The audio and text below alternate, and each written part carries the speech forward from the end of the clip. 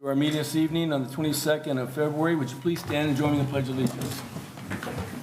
Pledge allegiance to the flag of the United States of America and to the republic for which it stands, one nation, under God, indivisible, with liberty and justice for all. Thank you for everybody to see that flag. Okay. Roll call. Councilmember Hagan. Here. Councilmember Bellinger. Here. Councilmember Crumick. Here. Mayor Pro Tem Swift. Here. Mayor Alves. Here. Consent calendar. Is that where we're on? Let's see. We're there. Let's see. Yep. All righty. Consent calendar. These items are considered routine in nature and act upon by a single action unless requested by an individual council member or member of the public or for special consideration. Accept the motion. Move on, I move to accept the consent calendar in its entirety. I'll second that motion. We have a motion and we have a second. Before you move forward, I did receive a request from a resident that had spoke at the minutes or spoke at the last meeting that their comments were not put into the minutes. Okay. So I will move forward with adding those comments into the minutes accordingly, putting it on the record. And so if you could please approve the minutes as amended. Okay, then I will retract my motion and I will start over again. Assuming you retract the second. I'll retract the second. Okay, then I move on, I move to accept the consent calendar in its entirety with the so mentioned amendments to item number 1. I will second that. We have a motion and a second. All those in favor? Aye. Those opposed? Motion carries 5-0. Thank you. All right, let's see. We're now moving on to staff communications. Thank you, Mayor. So the items before you are the Treasurer's Report for January, Police Department, Animal Control, Recreation Department, Development Services, Building Department, Water and Wastewater for the month of January. And so if you have any questions on those reports, most of the staff's available, and we do have Claire Tyson, our Interim Finance Director, on the line if you have anything related to her items. Anyone have any questions on the council? No. Is there anyone in the audience that has questions regarding staff communications? Is there anyone online that has questions regarding staff communication? Haven't heard none response. I will move, just to move forward. Number Yeah. 6. Number 6. number 6. Upon the communication, okay, update of Commission on Aging representative is Ann Shattuck. Ann?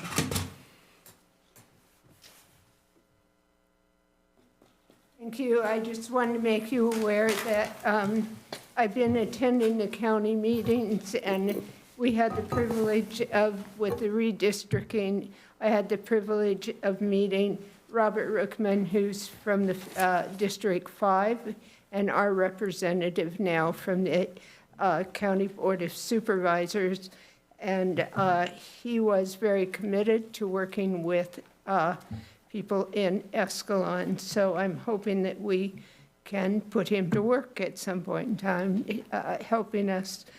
The other thing I want to bring up, I have brought up in the past, and having the county work on a project for us is working at a turtle's pace. So I don't really like to do this, but in this case, it may make sense, and that's the concern about the speed of the traffic going down 120, passing the school buses with the red lights on, and children trying to get out of the buses safely.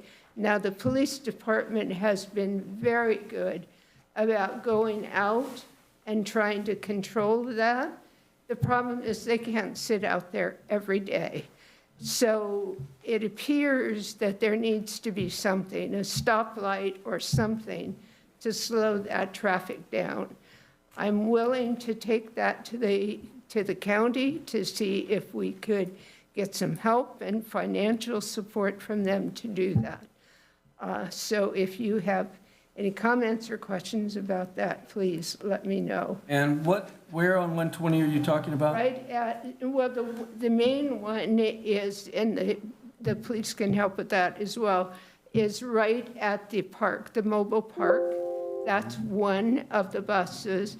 Then apparently there's a bus on California where children are getting out by the churches as well. So, but that traffic on 120 is really going at an unsafe pace to be coming into Escalon. And you seek, you seek what again to be able to help mitigate that? Pardon me? You seek what again to help mitigate that? Well, what I want to do is ask the county whether they can assist. There'll have to be all kinds of studies. Have there been any accidents? How much traffic is going through? How many buses are there? Can I Maybe get and support? where's the mobile park at? What are we talking when you say mobile park? Attic, Attic. or Almond Road. Okay, got it. Right. You'd probably have to check the speed with one of those, what do they call those things, the radar guns or radar It's a speed survey. speed survey. Caltrans has. Mark, will we need a consensus to authorize her to do that, or can she just do that, or how does that work? She could do that, but I think she would like a consensus, which Okay. council can Yeah. do. What is you looking I for? definitely can do it, but I would like the council to support it. Sure. And if not, then we need to think of another way to keep these kids safe. Are you looking to pull the county in to then facilitate some conversation with Caltrans? Because ultimately it'll have to probably end up with Caltrans. Absolutely. Okay, Yeah, I'm fine with that. I'm good with that. Anybody got any opposition to that? No. Peter, you good with it? Yeah, sure. Okay, we have a 5-0 for it. That's your consensus. Okay. The final thing that I have is I just wanted to update you on the Fun Bunch, which continues. You know, we've kind of gotten slowed down because of the pandemic, and we're starting to get back together. They get a monthly newsletter. We're sending out close to 150 newsletters at this time. This month, we had retired Judge Lori Vegan, who spoke to the group about living wills and so forth, and how to put documents together free, where you needed an attorney and so forth. So I think we're making a huge difference in people's lives, both trying to get them to socialize, keep them active through the walking programs. It's a very well-supported program, and I wanted to update you that we are back together. We'll start growing again, and we'll add more activities as time goes on. The last thing I have is I try to keep the seniors as informed as I can. I had no information on the senior housing project. Had I had the information, I would have addressed it at our last meeting. I am asking again, if anything involves our seniors, that you please let me know so that I can keep our seniors as informed as I possibly can. That's part of our mission, is to keep them informed about the city as well as many other things. That's it, unless you have any questions. No, I think maybe we could post something on the webpage of Escalon that has a section for seniors that you could look at maybe. Maybe staff could do something like that. You know, any blurbs that come up or anything that pertains to seniors, maybe we could put like a paragraph in there and you guys can check into that and see and keep you abreast of what's going on. There has to be some method of communication. If we're out there trying to work with seniors, I totally agree. okay, thank you. Thank you for your time. Right. Thanks, Sam. Okay. Before you move on to the next item, we do have updates from staff, verbal updates. Justin, if you wanted to go first. About the RV. Yes. So I was brought to my attention about possible RV parking up underneath the solar. Measuring everything out, it would be doable. We'll just have to restripe because right now we're 8/16 lines, which is for residents or for cars on the street. I think we can get 5 for sure, possibly 6 in there, as long as we stay at 20 feet and under. So if you guys are good with that, we'll get it kind of worked out. Probably around $1,000 for total with labor, painting, everything to get that switched over, and should be fine. I mean, I know 5 for sure, but we might be able to get 6 in there. Any objections to that, gentlemen? I mean, No, well- any objections? It'll pan out, I guess, financially, right? I mean, Well, you get $1,000 $500 a month. you know, $500? A month. Oh, not per spot. It was like, per- holy Yeah. moly. If you had 5, they're I'm in the wrong business. He's under the park. And so the difference with this parking is that it is under the solar structure that's back there, so it's considered covered. However, they're limited in size, and so it's only for, 20 feet max. Right. So we have it on our fee schedule, to either charge $50 or $75. And so depending on which fee schedule you guys want to move forward with, just let me know, and we All right. can move forward. All right. How much demand is there for it? We have a pretty good waiting list. And that's because our rates are lower than other places around us. But we don't have, it's in our back parking lot, and so it doesn't have a lot of the amenities that other places have. So you need We kind of measured it even. you want the fee structure? Just a consensus from council that, one, you would like to move forward with us filling those spaces, and then two, whether it would be the $50 a month or $75 a month. My idea would be that we move forward with it and we go at the $50 instead of the 75. Wait, are they covered or not covered? These They are covered. 5 to 6 is covered parking, but they're limited to no larger than 20 feet in length. And how much are the spaces in the full sun? Those spaces are $50 as well, but they can fit much larger vehicles. Okay, do we have anything? We have ones as large as, I think, 38 feet back Do we there. have anything 75? I don't believe at this time, I think it's all 50 right now. Is there an But we did intrinsic approve the advantage to seven. those spots versus the other ones? Well, being covered is definitely an advantage. I mean, Covered's an advantage, but then they're limited on size, and so it just depends. well, yeah, but not everybody has huge motorhomes. No, not Some have everybody small does. ones and, Yeah. they still want to protect them all the same and all that. Is the entire area covered? Is it just? No, it's just right back here. It's just these back ones, and that's because we put that solar in. It just happens to be where our solar panels went I in. guess what I mean, the entire parking space though is covered, right? Yes, where Yes. the 5 or 6 will be completely covered. I saw an open shot there, and I thought we could get some more revenue off that, and they're open, why not use them? That's what That makes my sense. idea was. I mean, my thought is that you go ahead and do it and you go out to 75 and you see how it works out. I mean, you don't have that advantage that they are covered. And if it doesn't work out, okay, you go to 50. It's probably going to work out, my gut feeling. I don't know. Okay. That's my gut feeling, go 75. One thing too that At I first. think we want to keep in mind that's just a little different is how the contracts are written up, because it is going to be much of a tighter area and around more like the police vehicles and stuff, just in case of backing up. I think we kind of need to look how it's written and rewrite it so we're not liable, just in case somebody's backing up in those little tighter spots and don't quite get it down right. That makes sense. Yeah, that's good thinking. Are they going to have to do a lot more maneuvering? Yeah. Because now you're like, okay, well, now that's a Well, because now disadvantage. there's gonna be vehicles in front of them. They're gonna have the room, but they're not gonna be able to pull forward, and it's gonna have to be, swinging it in there backwards. And I mean, it's definitely doable, and usually most of these folks that are driving know how to drive them, but it's gonna be a little bit of a challenge, and so I just wanna make sure that we're okay with that and covered. Try 75 and see what happens. I would agree with that. We have Peter at 50. How about yourself? Oh, I think, start at 75, see where it goes. Go to 75? Yeah.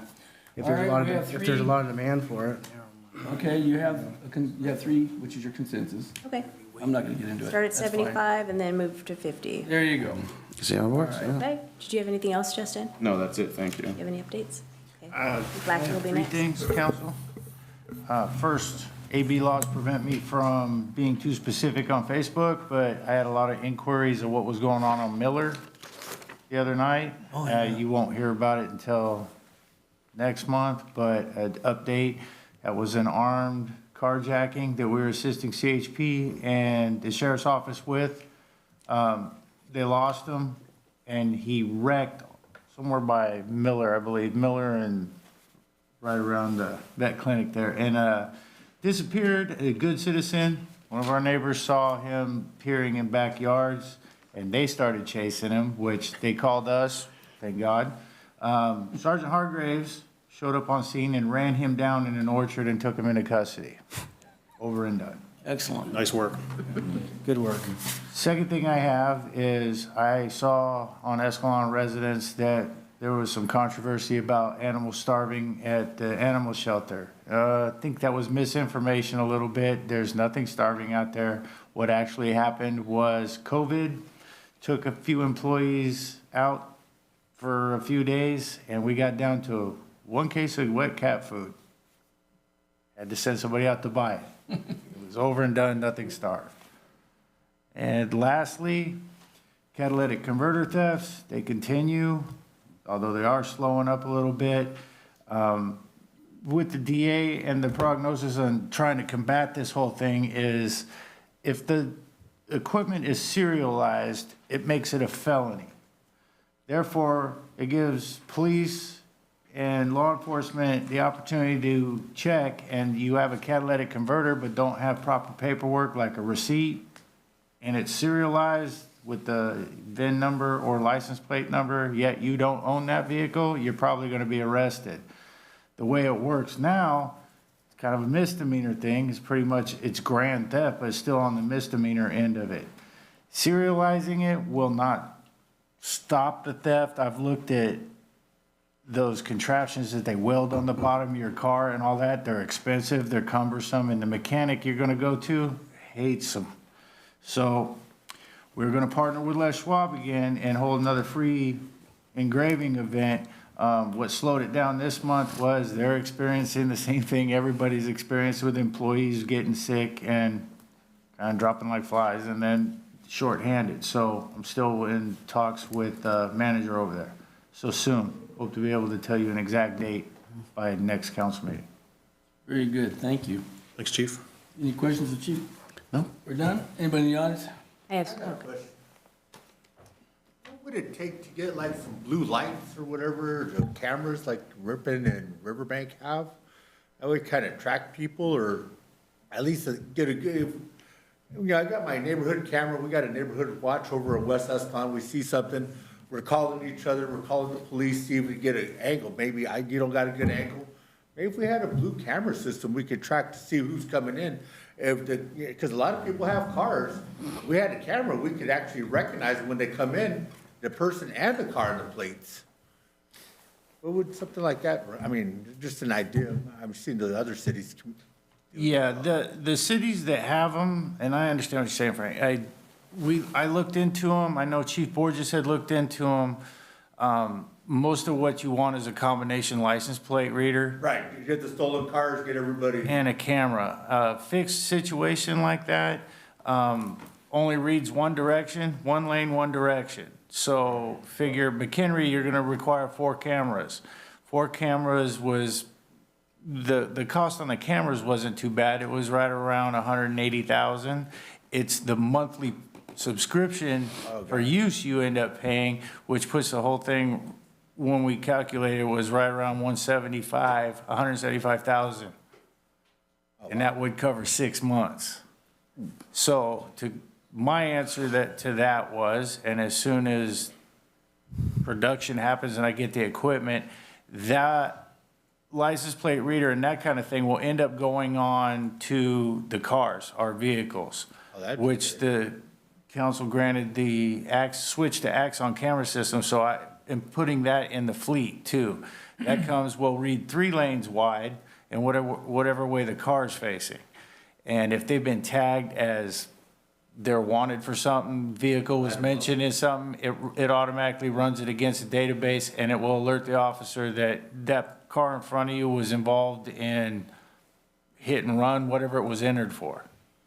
So instead of making it fixed at a lot of money, I'm making them mobile for a lot less money. Got you. And again, you and I have talked several times. I appreciate you running that neighborhood watch. I wish every neighborhood had 1 or 2 of you living there. We got about 14 of us just on group text. We see somebody kind of shaky. You guys are wonderful. Just trying to keep it safe. You guys are wonderful, and I appreciate the phone calls. You keep up the good work.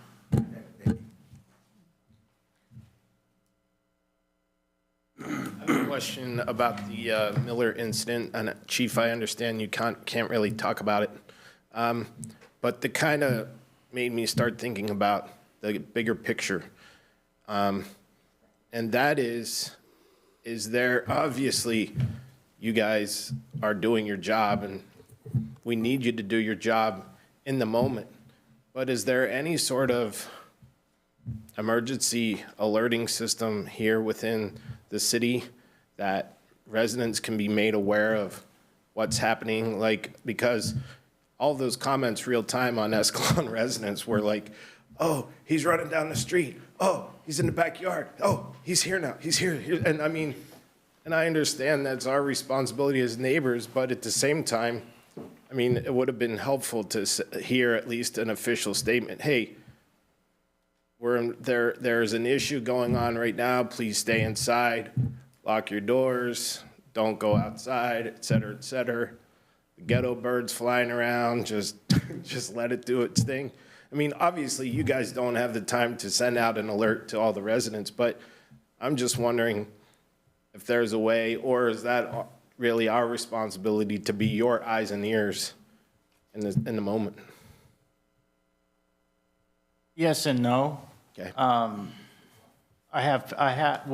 What's frustrating for me is I got an officer, when I come in the morning, I got an officer taking theft reports for, say, catalytic converters and whatnot. Right. I can go on Escalon Residence and read about the car that was involved. I can read, oh, somebody might have got a license plate. It gets posted on Facebook before anybody ever calls us. Right. And I'm not fully understanding, is that you don't trust us or what? But when you go to Facebook first, you get what you're talking about. Right. And I understand that. Early warning systems, that would be another position. You'd have to have somebody monitoring that and updating something all the time because, it unfolds uniquely. And AB laws and Senate bills prevent, you notice that our Facebook page, we don't post mugshots anymore because they deem that to be, first they want you to do it, then you can't do it, it's an ever-evolving thing, and I'm trying to keep up with that. Well, kudos to you and Hargraves. I mean, that was awesome, and it just goes to show that what a great job you guys did. I hate to say it, Sean, anybody tells me, hey, something's going on, Miller, stay inside, don't come out, I'm gonna come out and see what's going on. That's just how it works. I'm no different than anybody else. Well, did you just happen to see the comment where somebody said that a neighbor warned them, you better take off running to that orchard, otherwise we're gonna shoot you? Whatever they spooked them off with, like I said, I'm not getting specifics, I don't want any threats made to anybody, but you know what, you're snooping around somebody's backyard, stay inside, don't come out. If that person would have stayed inside and not come out, what would I have then? Right. I'm glad they came out and ran them off into an orchard.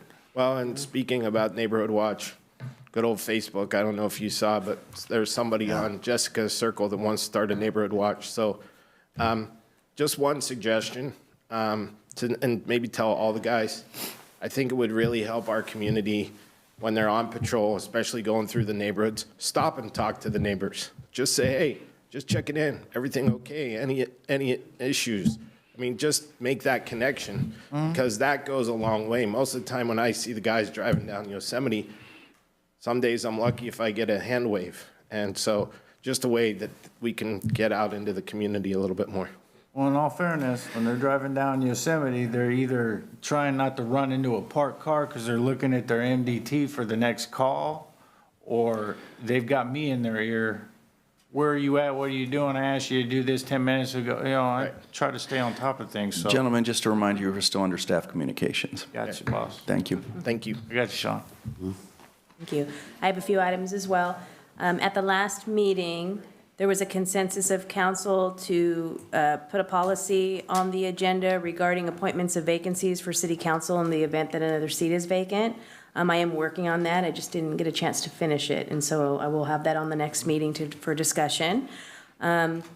City properties, we have been talking to a resident about working on the two properties that we have, the 18-acre one and the 7-acre one, and they're interested in both. They are looking into numerous things that they are wanting to do and are supposed to get back to me this week. And so I should have more information. I spoke to them before this meeting, and so I should have more information on that for the next meeting as well. Kind of things.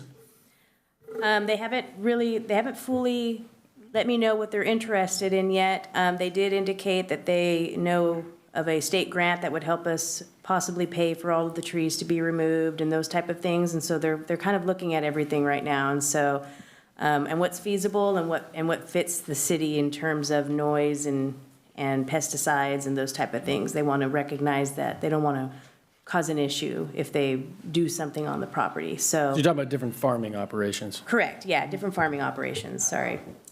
And then also regarding Form 700s, it's that time of the year. They're going to be due April 1st.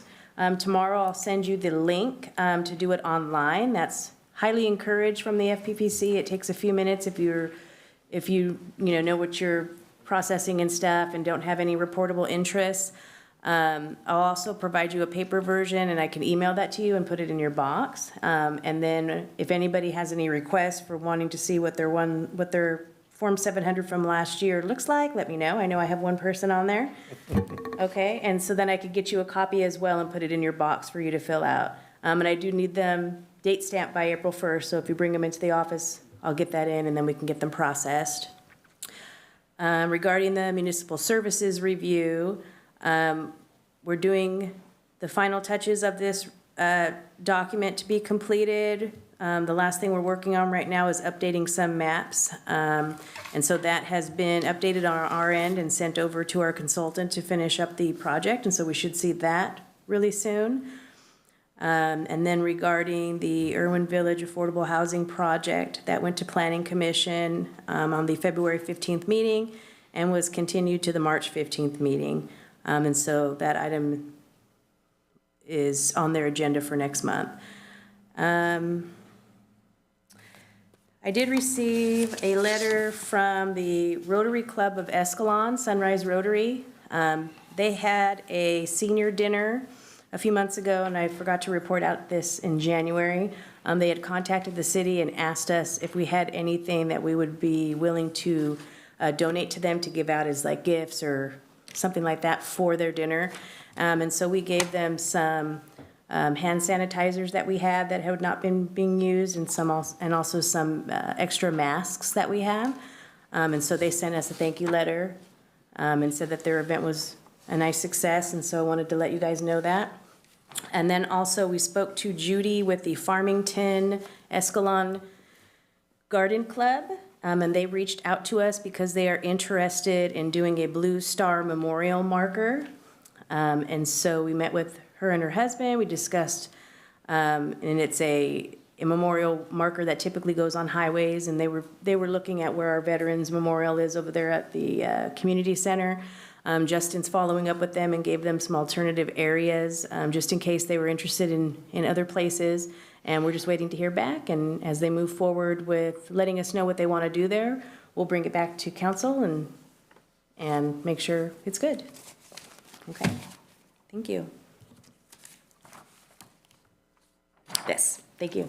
All right, next item on the agenda this evening is the matters presented from the audience. The public may address the city council on any item that is on the agenda at the time the item is called. The public may also address the city council, on any item not on the agenda that is within the authority of the city council. Each speaker is limited to a maximum of 5 minutes. Unused time may not be yielded to another speaker. The determination of whether an item is within the authority of the city council is at a discretionary decision made by the mayor. Okay, before we open this up, tonight, when you come up to speak, we will take all of what you have to say with no problem. The one thing you have to be perfectly clear on, we may not, under the codes that we have to work under, are allowed to respond to your information you're giving us. We are listening to it and absorbing it, but we are limited by the law to respond. And the reason for that is it's not on the agenda. Now, some of what you may want to speak about this evening may not be on tonight's agenda. It may come in the near future. At that time, if you feel like you want to respond to it, just keep an eye on the agendas on the internet, and you'll find out what items you particularly want to talk about or whatever it is you're here for. And that's the time to do it, and we can respond. But tonight, because none of what you're going to talk about is on the agenda this evening, unless there's something on the agenda you want to talk about, we are limited in our response to what we can say to you. So it's not that we don't care, it's just we are limited by the legal system and what we can respond to because it's not on the agenda. So with having said that, please come to the podium when you feel comfortable and give us your name and tell us what's on your mind.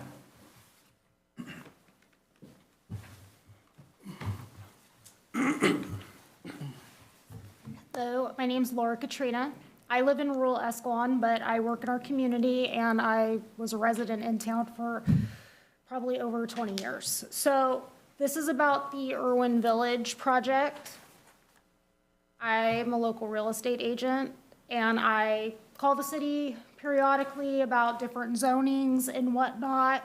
I have clients that ask if this property is zoned for this or that. So when I came to the Planning Commission meeting last week, I was under the understanding that this project it's obviously residential 2, which is medium density. I completely understand what that means.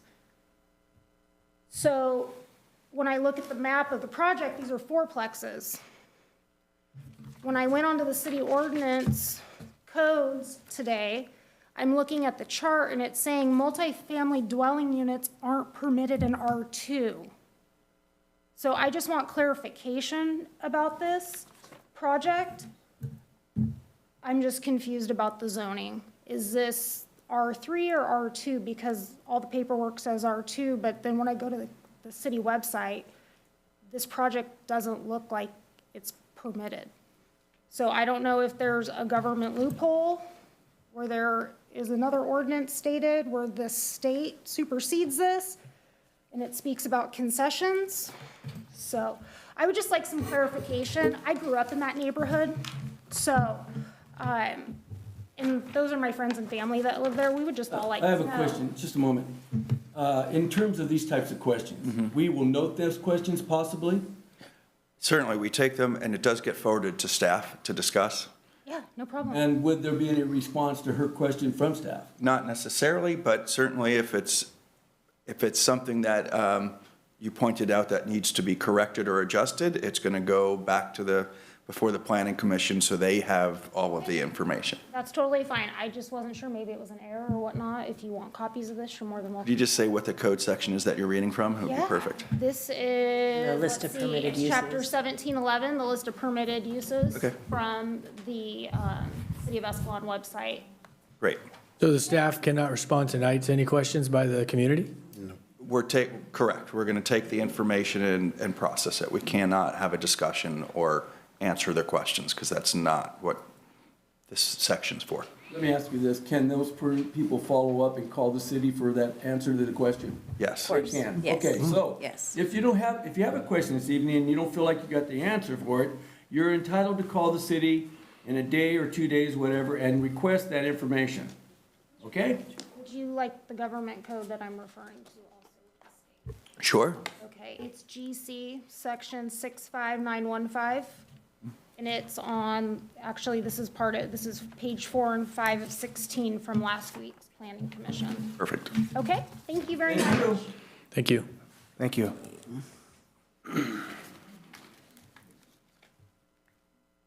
Anyone else like to speak? Hello, Could you have your name, please? my name is Elsa Sandoval. Thank you, Mrs. About Sandoval. Sanchez. Very good. I'm kind of following up on last week's meeting, a little differently here. One of my issues, obviously, a lot of issues came up. You may have seen the video. My concern is the fact that this package of 600 and plus pages was never even read. We discovered that Tuesday. HUD was there, developer was there. How is it possible for the Planning Commission to address questions and ask the right questions of HUD if they never read the package? Okay? They said it right there. That's why they put it off to the 15th. No one read the package or the funding source, where this was coming from. We as Escalonians did not discover this was even coming into town till the day before the meeting, last week's meeting, I mean, because it was only released 300 feet. Come on. And there was no mention of Section 8 in the letter. There was no billboard, you know, those big signs that they put up, this is coming. because somewhere in there, someone bypassed all the usual stuff. Someone at the meeting says, well, great, we're finally having dialogue. Well, I assure you, if you had sent that newsletter out a couple months ago when this started, or you had put up that billboard, there have been lots of conversations on the topic since then, and we might not have gotten to this point. And I'm not saying there was any wrongdoing, but public perception points to that. I'm not saying there was, but it's all about public perception at this point. Okay, we're a little concerned here. Now, the other thing is, we as the public are at a disadvantage. I have not seen your 600-plus page proposal, or the minutes, or the correspondence, okay? I have not had a chance to sink my teeth into it. How can I come with good questions, despite my background to deal with HUD anyways, if I have not read that? How can anybody ask the right questions of the government agency, HUD, if you've not read it first?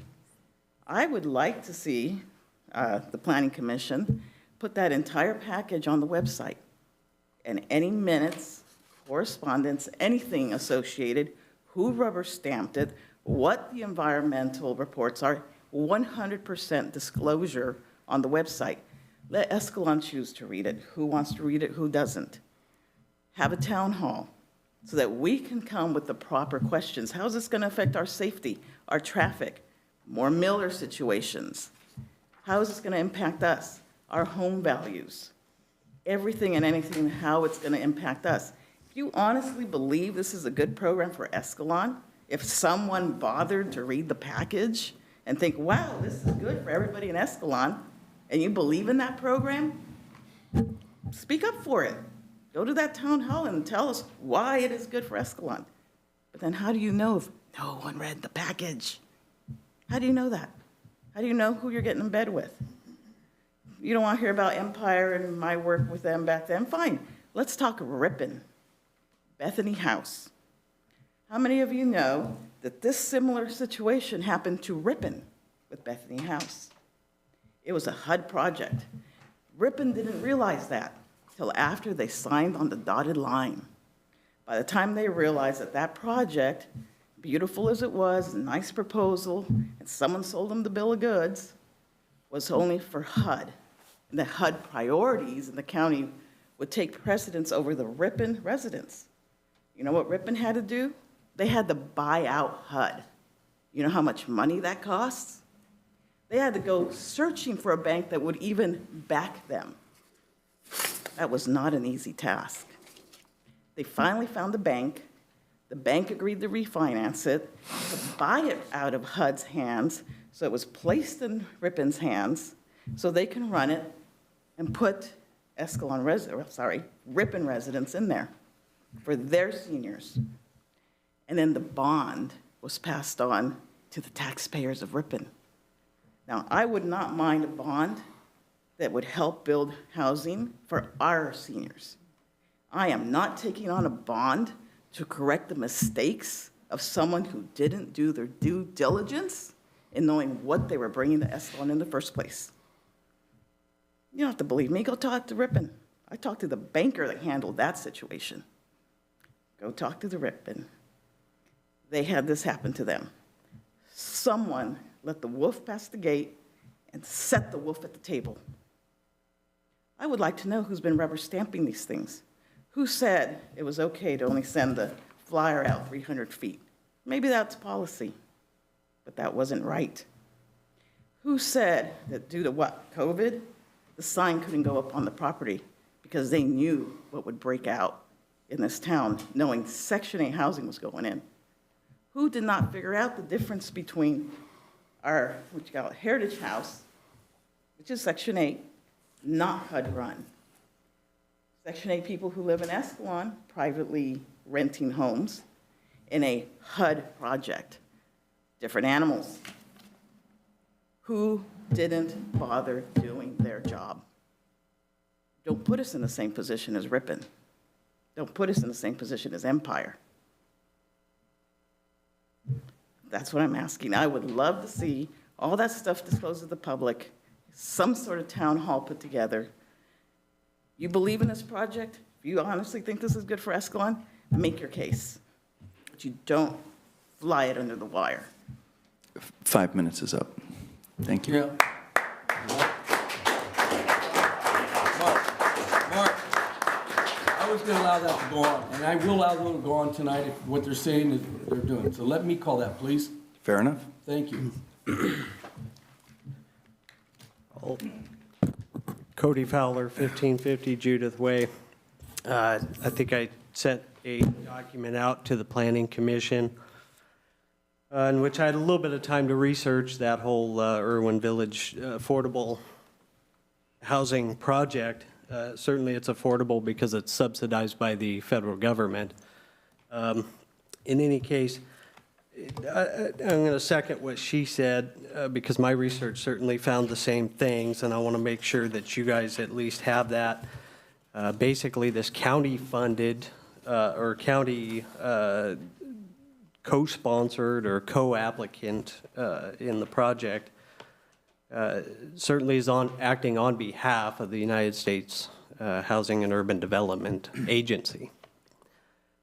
Vacancies for this project under some of the things they listed, I believe it was page 3 of the staff report that was from the Planning Commission meeting. So I'll just go over some quick bullet points. Vacancies for this are chosen in a county-wide lottery.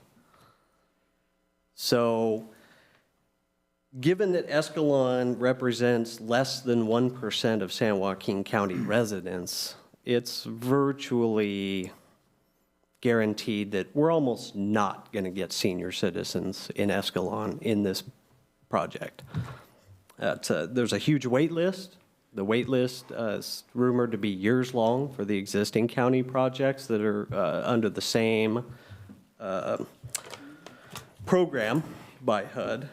And, you know, one of the other factors that has to play in here is even if they cannot find the correct vacancies, meaning the 62 years of age and older for the senior housing, if the HUD does not feel that they will find suitable candidates for that, they will certainly open that to other programs that are offered by HUD. Some of those other ways that they prioritize placement on these properties into a vacancy may be based on displacement, either disaster or government displacement, as well as homelessness. But again, since this is a county-wide lottery under this current program, the way they're building this project, it's virtually guaranteed that we're not going to get any help for our seniors here in Escalon. So I don't want to keep beating that over the horse there or whatever, but this project is doing absolutely nothing for the senior citizens of Escalon. Nothing. This only serves to have a, you know, basically housing development that's ran by the county in our city. There's all kinds of farmland out here that these folks from the county can build. If they want to build a housing shelter, great. We need the city to come up with a program that works for the city residents. I think that you guys have tried to work on some of that. There's stuff in the Escalon Municipal Code that covers affordable senior housing. There's been discussions on it, I believe. It seems to be a pretty slow process.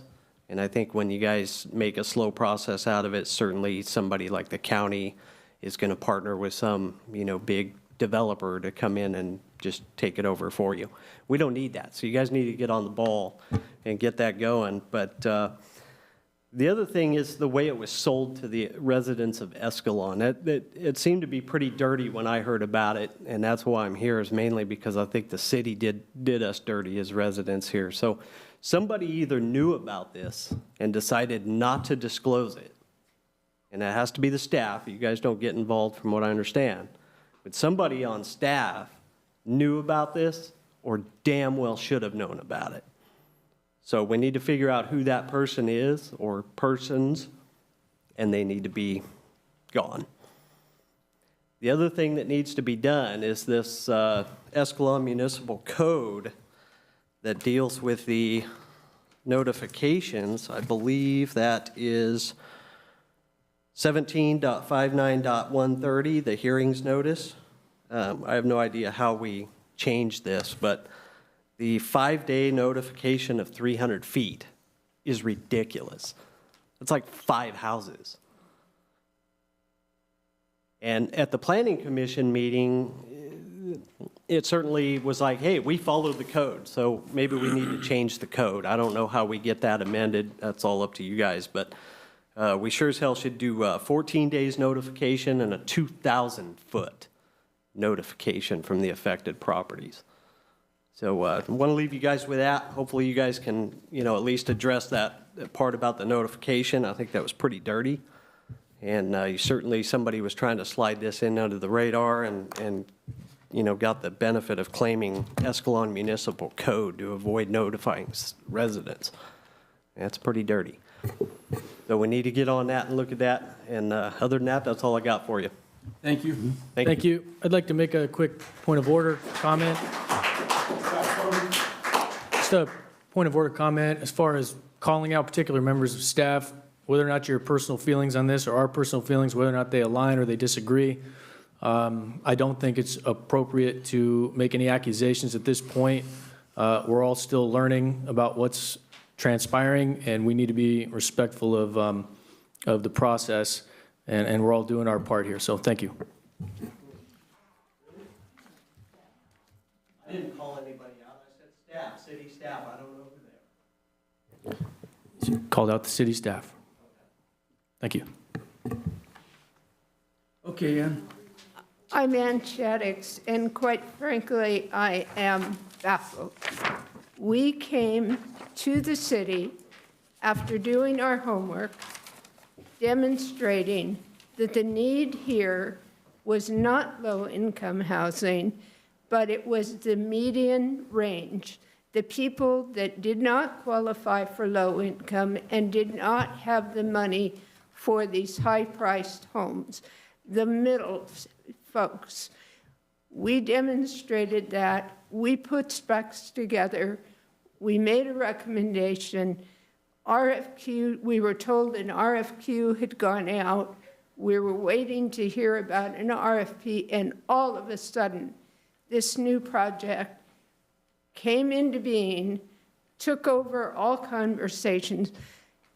And before I forget, I want to compliment the individuals that spoke at the last meeting. Now, I thought they were energetic. They gave a lot of good information. We need to support each other in any program the same way to come together.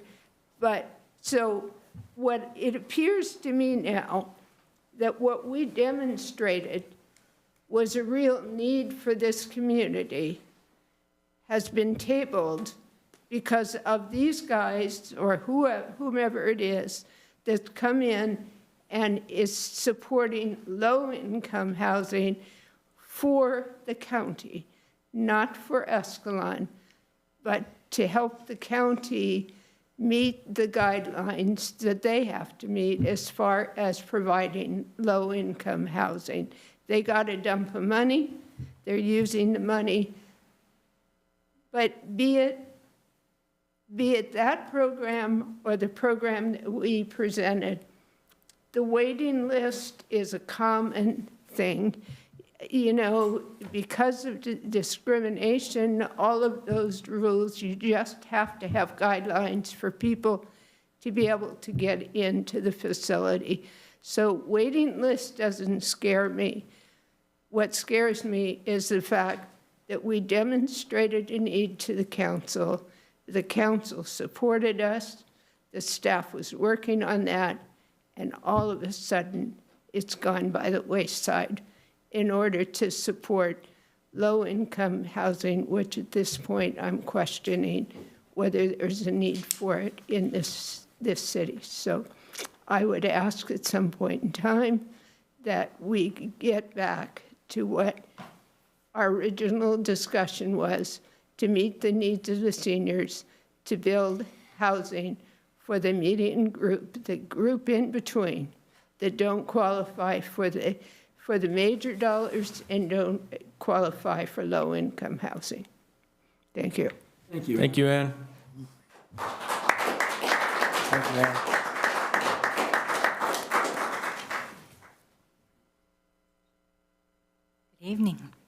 Sherry Hill from Escalon. I have a couple things. One, just to reiterate a couple things that were said. Obviously, this project was known by someone. I don't know who. You don't know who. But it would be nice to find out who, how it slipped up and someone didn't alert City Council, City of Escalon, that this was coming down. It would be really wonderful that if our City Council, who I believe you are, and our city staff and workers actually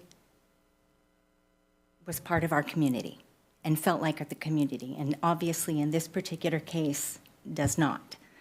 So it would be really comforting to the city, to Escalonians, if we felt like our city was actually working with us and for us on our behalf.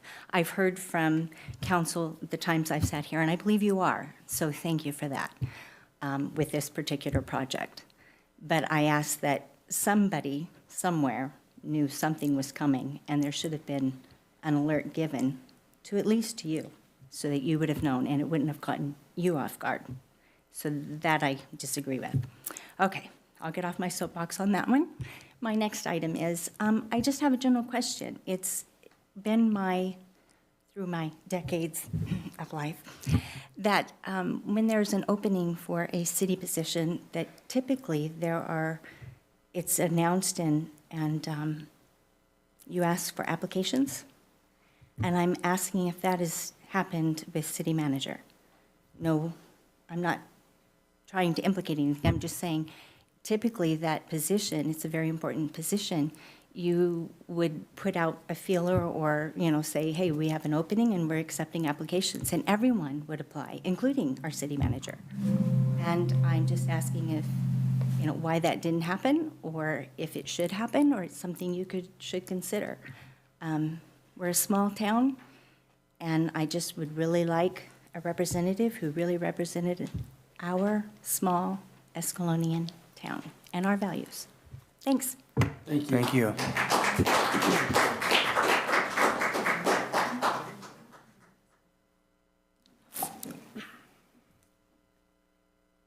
Is there anyone else who'd like to speak this evening?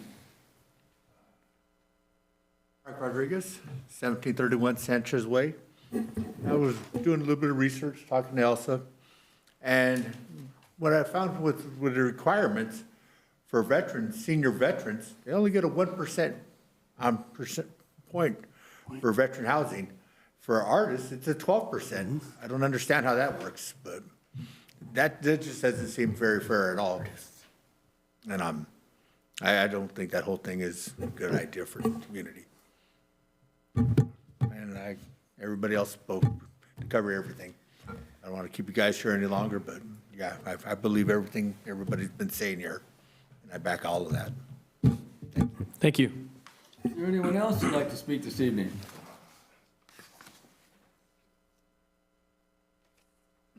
Denise Powell. I'm just kind of confused. You said you're still learning about what is transpiring. There was a 600-page HUD report, and nobody knew about it here in the city council? So that's confusing to me. Okay.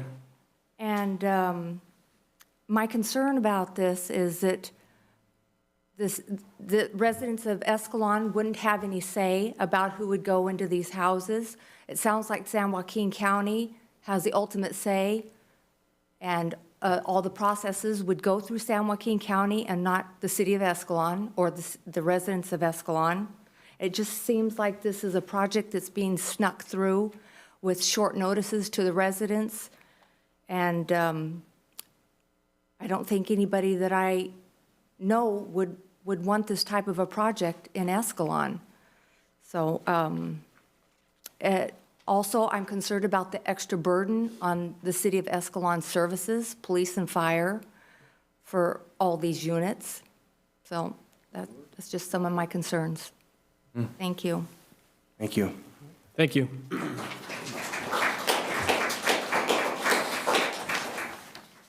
Is there anyone else who'd like to speak? Is there anyone online that would like to chime in? Anyone on phones that would like to say anything? Okay. Well, I want to thank everyone that spoke this evening. I appreciate your concern for this community. It's appreciated you exercised your right to do so. At this point, we're going to move on to the next item on the agenda. And I'm going to close that there, and we're going to move on to administrative matters. Consideration of approving nonprofit organization application for reduced fees for the use of city facilities, continued from February 7th meeting. Thank you, Mayor. Staff. Thank you. So there were a couple items or questions that were brought up on this item, and that's why it was continued to the next meeting. The first item was that a member of the audience had mentioned that there was a $75 application fee and requested and/or recommended that the $75 application fee be waived, as well as the business license that's already waived. So per municipal code requirements and state law, the city cannot charge a business license application to a nonprofit, but we do have them complete the business license application, because it gives us their contact information, updated stuff in the case that we have to reach out to them in any way, shape, or form. So they are not charged for that. Regarding the application fee, it's actually been updated to $82. It increases annually in accordance with the adopted fee schedule. And it is a one-time fee that is charged for the year. So they pay that $82 fee, and then they can submit for as many events that they want to submit for. And it's just that one-time annual fee with the application, and then they can apply for as many events as they want. In terms of, another question that came in was regarding insurance and fees to be charged. So the local nonprofit users receive a discount of 50% on the rent, and so the residents within 95320 pay $850 to rent the community center. The nonprofits that get that approval from council move forward with their applications, pay a fee of $425. The fees related to janitorial, cleaning deposits, security if needed, depending on the type of event, are all the same. So they just get that 50% cut on rent. They also have the same requirements as anybody else who rents the city facilities. Obtain general liability insurance for $1 million in coverage. And then if they have any events that require any liquor, that they have to do some type of full liquor liability if they have any alcohol sales. And so that's the update on that information. So then this item before we gave the guidelines, these guidelines were updated by the council back in 2018. And it is the American Legion Post 263, El Portal Parents Club, Escalon Community Ambulance, and Escalon High School Sports Boosters, Escalon Lions Club, and Escalon Sunrise Rotary, who are requesting approval as a nonprofit organization application for the reduced fees on the use facilities. If you have any other questions, please let me know. Staff, do you have any questions council, do you have any questions of staff? It's not a one-time period that's only open and closed during the year. At any point in time during the year, a nonprofit can come to us and apply for this Correct. designation. It's not just in the month of January or whatever. It's throughout the year. Throughout the year. Okay. Yes. As long as the calendar's not full. Yeah. I would move on staff's recommendation. Second? All those in favor? Aye. Aye. Is there anyone in the audience, we should have probably had that voted on it. Yeah. Duh. All right. I was too slow on that one. Well, you're still, Mark, getting We old. went quick. All right. Slippery. Well, listen, can we open up, Mark, for that? Yes. Let's have any input on this, what just transpired here. I apologize for not having it beforehand. But if you'd like to speak to what we just discussed, please come to the podium and give us your opinion.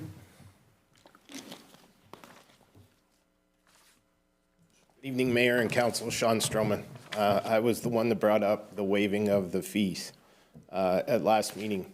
And the reason I brought it up is when I asked what do these fees cover, I was told staff time. So essentially what you're saying is that nonprofits who are truly working hard in this community to make Escalon a better place are responsible to pay $82 a year for staff to send emails. That's a pretty darn expensive email for if it costs $82. And I mean, in the grand scheme of things, $82 is $82. It's not that big of a deal, but to a 7 or 8 year old out there selling popcorn at Marval's, he's got to sell a case of popcorn to cover that $82.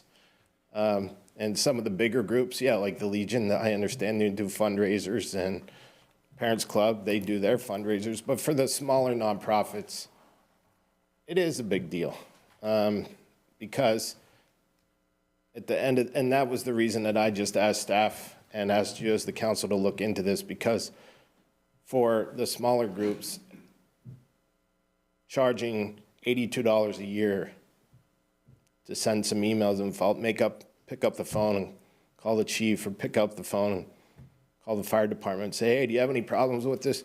No. Where's that $82 going? You know, I could have done the legwork and saved my nonprofit $82. And so that was why I made the request. John, let me offer a suggestion to you. Sure. The Lions Club is a very generous group of individuals who care a lot about all the different things that are in our community, and Boy Scouts would be no exception. They would be welcome to come and ask for that donation. I think you might get it. Thank you, Mayor. No problem. Just a friendly suggestion. We can't refer to them as Boy Scouts anymore. We have to refer to them as Scouts BSA, because now we allow girls into the program. But I understand what you're saying. Read you loud and clear, and when I go for that $82, I'm coming to you first. That's not a problem. Thank you. You're welcome. You may do whatever you like. Okay. As someone who's been scouting for 14 years, you might remember me as a former scoutmaster here. I don't understand why you have to pay anything. That was my point. I don't remember you guys ever charging the scouts a dime for anything. We made all our arrangements and made all our contacts on our own, and I don't think anybody ever charged. Not sure you're going through the right channels. You know, Scouts has its own insurance, so we don't we don't impinge upon anybody. We are 100% covered. Scouting, that's why the boys pay that registration fee. There's a lot of insurance in scouting. You know, scouting. There we go. PC, all right. I'm not sure we ever had to pay, and I'm not sure why this question was even I don't brought know. up. I can't answer the question for you. I might ask staff if they could tell us when this started charging for these. I would have to look back at past fee schedule, but the most recent one that we updated in, I want to say maybe 2019, had this listed as a fee. We held subcommittee meetings on it, went through the fees line by line, and it was approved as a part of the schedule. And it covers staff time for any of those applications for that group for the year. They get routed through, so they're made copies of, sent to every department that would be affected, received comments compiled onto one application, and then. This is for use of the facilities, right? Correct. Yeah, because I think your Facilities business part. license, that's free. That's no cost. Yeah, the business license Yeah. is no fee. Does a scouting troop need to be designated as a nonprofit to be able to sell popcorn in front of Marval? They are. They are their own nonprofit, and I'm asking if they need to be registered with the city as a No. nonprofit. they have Not at never- So what is your This is for intention city by property. registering and concerned with the $82? Are you looking to use the facilities at a half-price discount? I think that's one of the things that leads to that. If you don't plan on using the facilities, why are you registering as a nonprofit to use facilities for the discounted rate according to what we're looking at here? I guess I'm concerned with, why would you register as a nonprofit then? You're a nonprofit, you have a business license. Marvell has no problem with you selling popcorn. I don't understand. Okay, so I'll give you an example. That's why I'm asking. We have our, Sean, come to the podium, please, and thank you, Mrs. Sandoval. so, give you an example.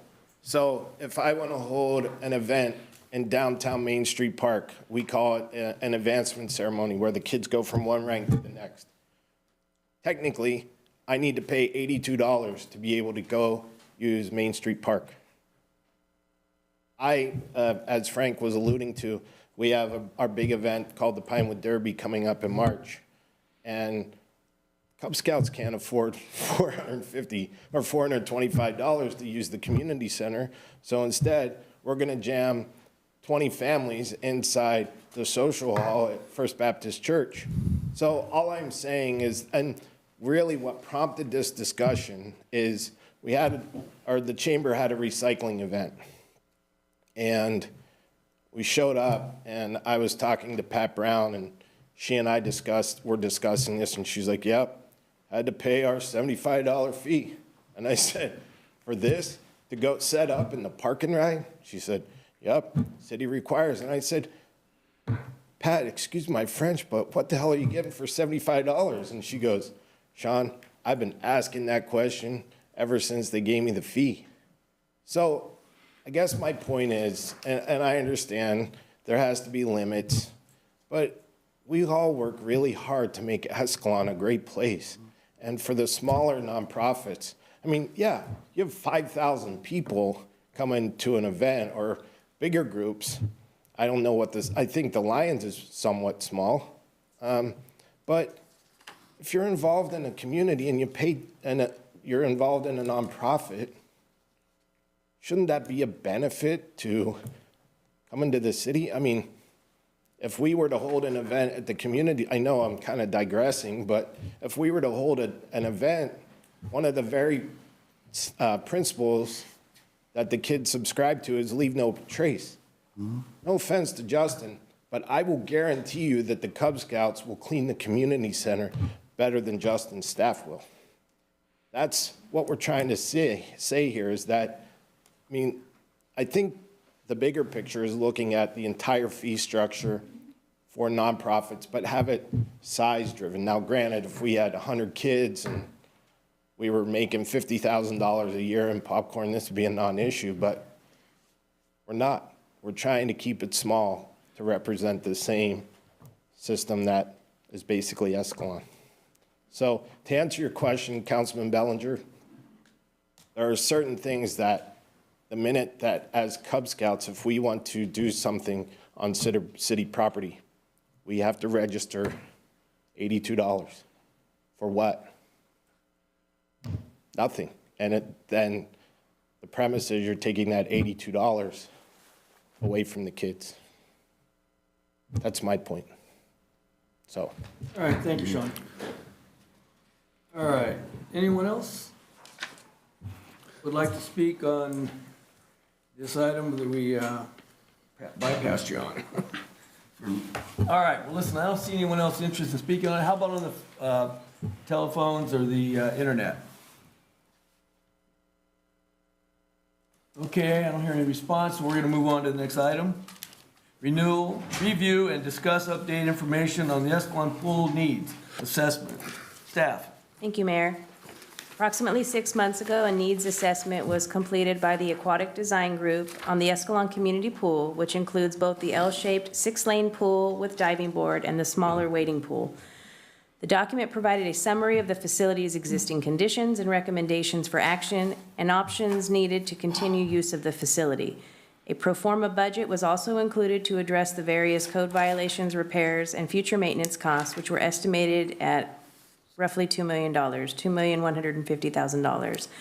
These costs excluded bathroom and locker room improvements, as well as path of travel ADA upgrades if required. The assessment was reviewed by both the City Council and the school district, both of whom indicated they did not have the budget for all of the recommendation. The City Council directed staff to work with the school district staff to identify the minimum repairs needed in order to continue to utilize the pool for city swim lessons during the summer months. School district staff worked with the Aquatic Design Group and were able to obtain cost breakdowns for alternative repairs needed. All of the estimates included replastering of the pool. If you look in your package, Chart A was estimated at $598,175, which is 68% to the school, 32% to the city, so our portion would be the $222,281. Chart B identifies the Chart A repairs as well as upgrading the fencing and installing an emergency eye wash station, which is estimated at $708,000, 68 to the school, 32 to the city. And then Chart C indicates the above repair along with the redoing of deck for the pool, replacing the floor inlets for the swimming pool, replacing main drain and springboard pedestal, and installing hose bibs in the deck, estimated at $1,046,000. These costs do not include mechanical room needs and upgrades and the future ongoing cost to continue to maintain the facility in the future. The cost estimate provided in the needs assessment for an enhanced pool, which was a new pool, was estimated at approximately $4,100,000 with $80,000 in annual maintenance. An enhanced pool would allow for the enhanced pool uses, which include the competitive swimming and other recreational programs and trainings. So the fiscal impact, the City of Escalon annual budget for fiscal year 2021 and 2022 does not include these costs. Should council approve this project in the future, appropriation would be needed to be approved from the Recreation Fund in upcoming budgets. So here is the breakdown. So this was Chart A with the minimum code violations for repairs for a replaster job. And at the bottom, it is the total estimated, and this is the minimum, 598,000. Excuse me, they're 62.8. I had said 68 before. 62.8% of the pool is district responsibility, and 37.16 is city responsibility. And so those are the two breakdowns. And then this is the recommended code violations, Chart B, for repairs. This is what the company recommended, estimated at $708,935, broken up between district responsibility and city responsibility. So our portion is roughly $264,000. And then we have a complete code violations, repair, and maintenance repair. And this total was $1,173,000. And then you have the breakdown at the, or excuse me, total estimated is 1.6 million, and then the breakdown of the responsibility is the $1,046,000 towards this district and $618,000 for city responsibility. I did speak with the superintendent last week. They did have a board meeting and they discussed this item. However, they did not take any action on the item at this time, and we'll be discussing it at their next meeting, which I believe is the first week of March. And so they were supposed to let me know if anything Is Chart happened. A excuse me, the minimum needed Chart A is minimum, correct. to get the pool up to where it can be used, essentially? Correct. As of now, it can't be used for swim lessons? Yeah, as of right now, no. And swim lessons is all it's used for.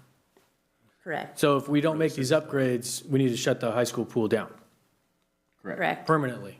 Correct. Correct. And how come this district didn't have any comment on this? It's bizarre. So we've been meeting with them on a monthly basis since September.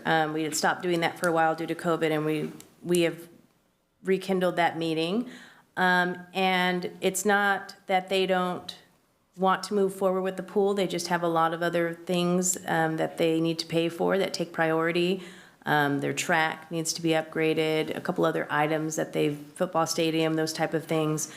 And so they're on the wall still on how to move forward with this. And so that's why they haven't made any decisions.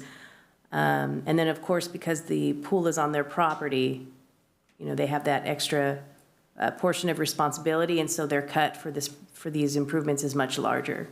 And they don't have the budget for that right now either. Okay. So my thoughts on this is, I know I went to a school district meeting, a couple of them, and we've talked about this. And I think at that meeting, I made the point that the pool, as it currently is and how much it's currently used, is a huge financial burden on the school district and on the city to maintain it. The amount of money that's brought in from swim lessons or when it's open for 1 or 2 months out of the summer does not anywhere near cover the costs involved in keeping it open. Along with the ongoing challenges of finding qualified lifeguards, getting them trained. COVID obviously didn't help because none of the daycare facilities were bringing all their kids over there. to swim. And I am saddened by the fact that this pool doesn't meet code and isn't up to snuff and hasn't been able to be used for school activities primarily. It was built for that. In my mind, it was built for swimming and water polo and all these other things, but it wasn't built right 20 plus years ago, and now we're dealing with the side effects. So my thoughts on this is that because it loses so much money and it's such a liability and it's going to cost so much to fix it, I just can't justify it as far as being a fiscally conservative mindset to keep the pool open. That's my thoughts on it at this point. I'm not comfortable with any of these numbers. I don't know if they're in the budget, if we can even afford it. And I don't know the benefit to the city at this point. So that's where I stand. Justin, and staff, we did swim lessons this past summer, correct? We did. We did, but we had an incredible difficulty obtaining swim instructors and lifeguards. So the pool was technically not in violation of any code at that time. Is that correct? No. We were in violation by doing that? I'm trying to figure out, do we have an official code violation on file that says we're not supposed to use it? That I do not know. We do not have anything on So if we file. don't have that, then technically they can still use the pool as is if we keep the water in the right chemical balance? Yeah, I could tell you, I did speak to the county health department, which certifies pools. There is no violation on file. That's good. And in terms of, I took issue with the term violations with this, with the company that did the report, because my position was a lot of this was either grandfathered in or not technically required. And I think that's one of the reasons they gave us some different charts here. They went with number 2, chart 2, saying that's what they felt comfortable with saying would be the minimum. But I could tell you, in communications with them, they qualified all their statements with, well, the health department could take a different position, but I know they pretty much let the city do what they want to with that pool. So to answer the council's question, there is no violations on record. There was no violation in operating the pool last summer. Does the pool operate enough so that we can maintain the quality of water that we need to be able to use it currently? I know we had some issues to get swim lessons started up this year, that we had a little extra money to get the things back up to speed, but does the equipment technically work right now? And do we have qualified staff either with the city or the school to actually keep the water where we need it to be? We're a partner with them. Do we have anybody on our staff that monitors that or looks at it once a month as a back check so we don't have that big expense when summer comes around again? They actually have somebody on their staff that daily takes care of the pool and keeps an eye on the pool. In the summertime, we're in conjunction with them where we're daily on the pool as well. The equipment works 75%. That's one of the reasons why it's taken so much right now to get it back. The sand separator needs to be replaced. There's a few things in the equipment room needs to be replaced, and if we don't, all we have to do is almost like a daily service of adding so much chlorine the day before. It just gets tricky with because we have to manually start adding things to be able to keep the pool open, depending on what the temperature is and what time of day we can get it in there. Is why some of the days last year got closed because it was too high on chlorine. Because regardless of anything, we have to make sure that the water quality is sufficient for everyone. And that's the challenge, is because the equipment is not allowing us to do that properly right now. Where in this budget does it say the pool equipment what is the bare minimums to fix that issue? Because that sounds to me as the bare minimum we need to do to get that pool to continue to work as it sits without investing any more money. If I may, council member, that's actually not the main issue.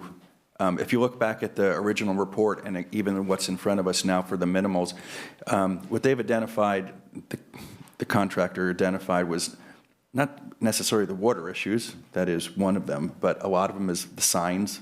The decking is cracking, so it's causing hazards in terms of feet and trip hazards.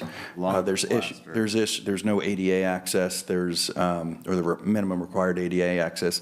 There's problems with clearances with the old swim steps. So a lot of it is actually not water related. It's all the things that go around or attached to the pool. I was one of the pool's best customers. I would take my kids there every day. It was $2 a kid. I'd pay $10. I went there almost every day of the summer with my kids to swim. I don't like this idea, but I have a question. what does it cost the city annually? Can you just give me a rough estimate? I'm not looking for an exact number. What does it cost to run the pool from the city side, and what revenue does it bring in, right? Two numbers. Can you give me any idea? That should be in there, right? Like what we bring in? I don't have it offhand, I wouldn't say a number. Yeah, out and the loud. last few years have been more than usual because of the issues we've been dealing with. The last few years, we've been in the hole. So it's a significant loss leader. The pool loses money every year. The last few years, yes. Yes. Yeah, I think what this argument boils down, because, you know, I think Councilmember Crummett makes a very good point about the pool, you know, losing money. If you look at it, the community center loses money. If you look at just the income coming in versus expenses going out, community center loses money. Virtually every recreation program we have, okay, if you take out the part where really the city's subsidizing the program, it's losing money on its own. If you're just looking at income in, you know, and expenses out. So this boils down to, again, another one of those quality of life issues for the town. And so, again, is it going to be a moneymaker? No. Is it going to be something that enough of the community feels that it is important to continue? I think that's something that I'd really like to know. I would second, you know, that kind of thought. I mean, So we could probably. swimming is important We could run a for survey. kids, you know, to learn how, I mean, you gotta learn how to swim Right. somewhere. Well, I don't know if we can, since we're the minority stakeholder in this project, we hold a 1/3. We really need to know where the school district stands on this before I think we move forward. I have my opinions, I've made them very clear. I'm not in favor of governments. You know, Councilman Swift made a good point. It doesn't make money. Government programs are not supposed to make money. They're supposed to, at a very bare minimum, pay for themselves with the revenues they take in via tax money or, people paying for a pool admission. But I know for a fact that the pool loses money. I don't know the number. I would like to see that. I think that's possible to get that. So maybe at the next council meeting, we could get the number of what the pool brought in revenue and what it cost the pool in maybe the last 2 or 3 years. Okay. So we can see what the burden is on our general fund. Sure. And also, before we move forward, we should put some pressure on the school district to say, where are you guys at on this? Because we're trying to make a decision. We're partners in this, but we need you to take some leadership role since you hold a majority stake. One thing I'd add is that we're not the major stockholder, but we do have strong interest in this pool. The other thing Yeah, we have the only interest. The other thing is that a survey will help us and the school district both understand the magnitude of the issue here. I think if we have feedback from the community and it's strong enough, I think that might motivate some creative thinking and some other ideas. And I think we owe it to ourselves to find out whether the community's behind it or not, rather than sit up here and say, we don't need it. I think we need to get a little more input.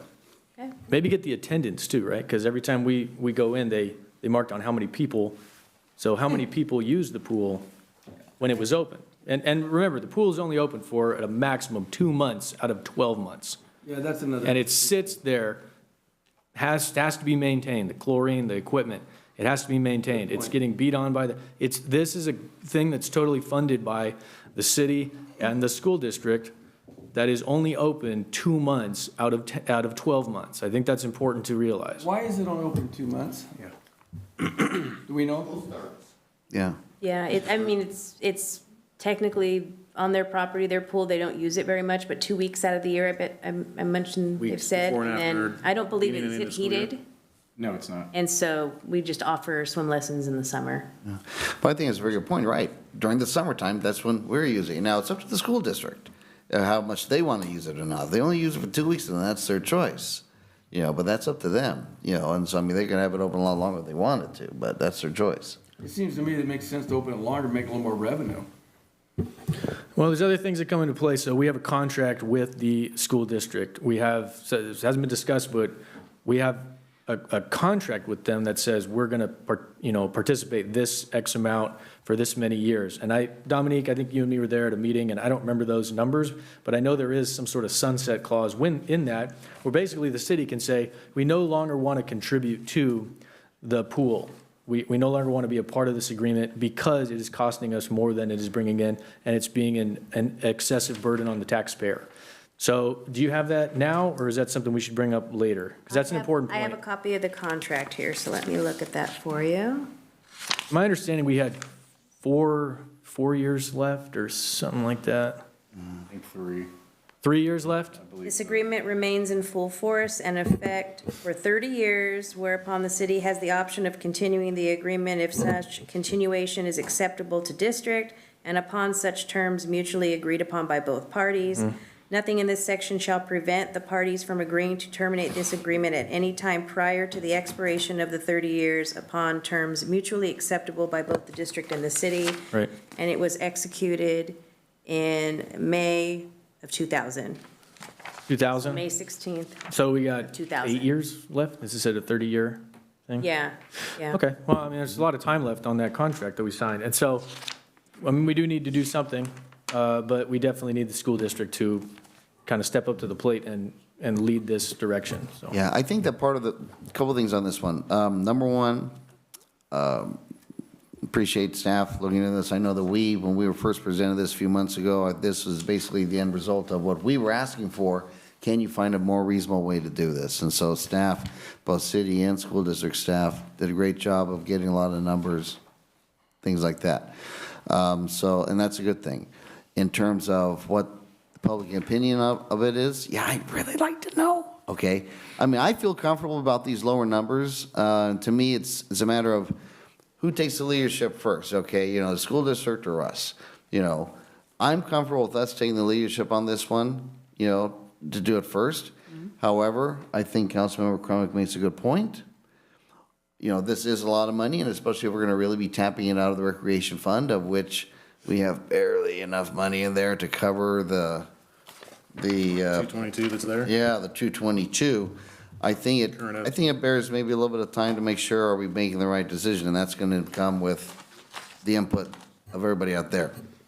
So that's where I kind of stand. Please also keep in mind minimally, the longer we do wait to make a decision, the price is going to carry up because this rate will be Exactly. amount of time. Yeah, exactly. Be mindful of that. Yeah, I wouldn't be waiting forever, but by the same token, I mean, I'd still like to see if maybe we can get a consensus to either, you know, do either some kind of an informal survey, on a Survey Monkey. Sure. It'll probably be on Facebook, Escalon residents. There is That'll work too. I'm sorry, but who in their right mind in this town is going to say, yes, close the high school pool? Nobody. You're going to get 100% that say we should keep it open. Well, then. The question is the question is for us to decide, is it costing the taxpayers more than it is bringing in? Is it fiscally conservative? Is it a good decision to keep it open?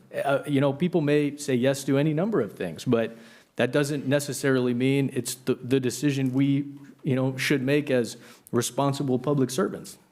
I'm sorry, I thought that you were interested in doing like a survey or I something. am not interested in doing this. I'm Okay, interested in looking at the numbers of how much the pool loses every year. Well, we know, I was interested we in know. the survey yeah. because I like to know what the people of this town think. Regardless of what others may think, I think it's always good Yeah. to know how the people of the community think. Whether we can facilitate what it is we can do with the pool or otherwise, that's fine, but it's important to always stay in touch and get the feedback. That's my feeling. And that's why I would go for a simple little deal in the water bill, because everybody gets a water bill, and some feedback. It can tell us what you think about the pool idea, how would you think that we might be able to fund it other than the way we currently are. These people aren't stupid. There's a lot of smart people out there. We might get some good information from them. You should always use the resources you have. These are excellent resources. Don't cost us a dime. They will tell us, a lot of these people out here might be professionals in areas that we're not.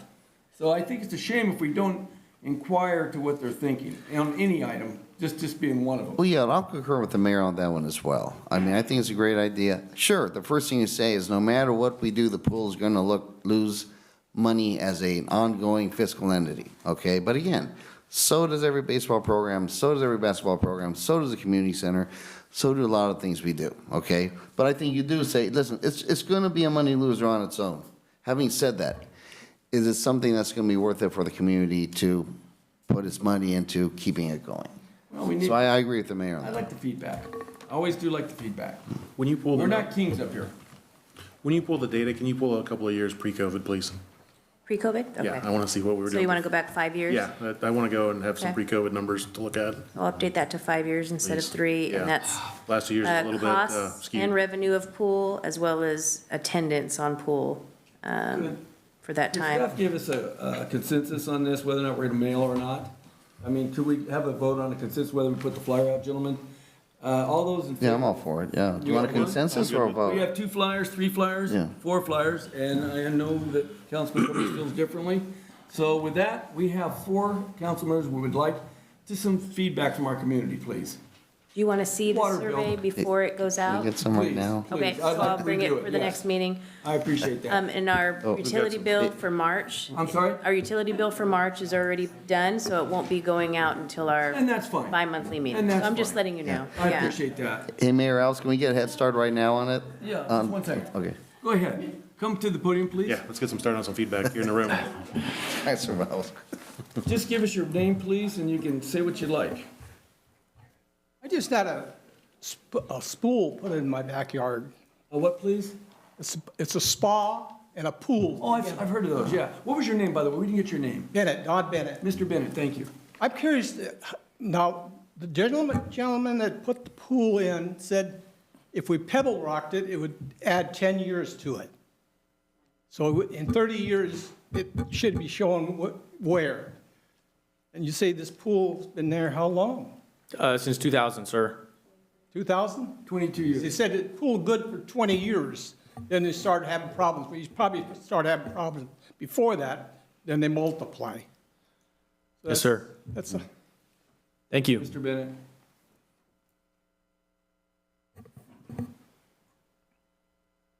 Pool for recreation in this town. Your name, please? is Great. Gary Haskin. Thank you, sir. Okay, the pool for this town is, recreation, that's great, but that's not the primary purpose in my mind. We're a small town, there's a lot of pools, a lot of spas. Biggest thing is, we're agricultural. There's a lot of open ditches, a lot of open water. Kids need to learn how to swim. This pool was put in with the biggest emphasis on learn-to-swim programs. Yep. What costs a child's life because we didn't teach them how to swim? Got it.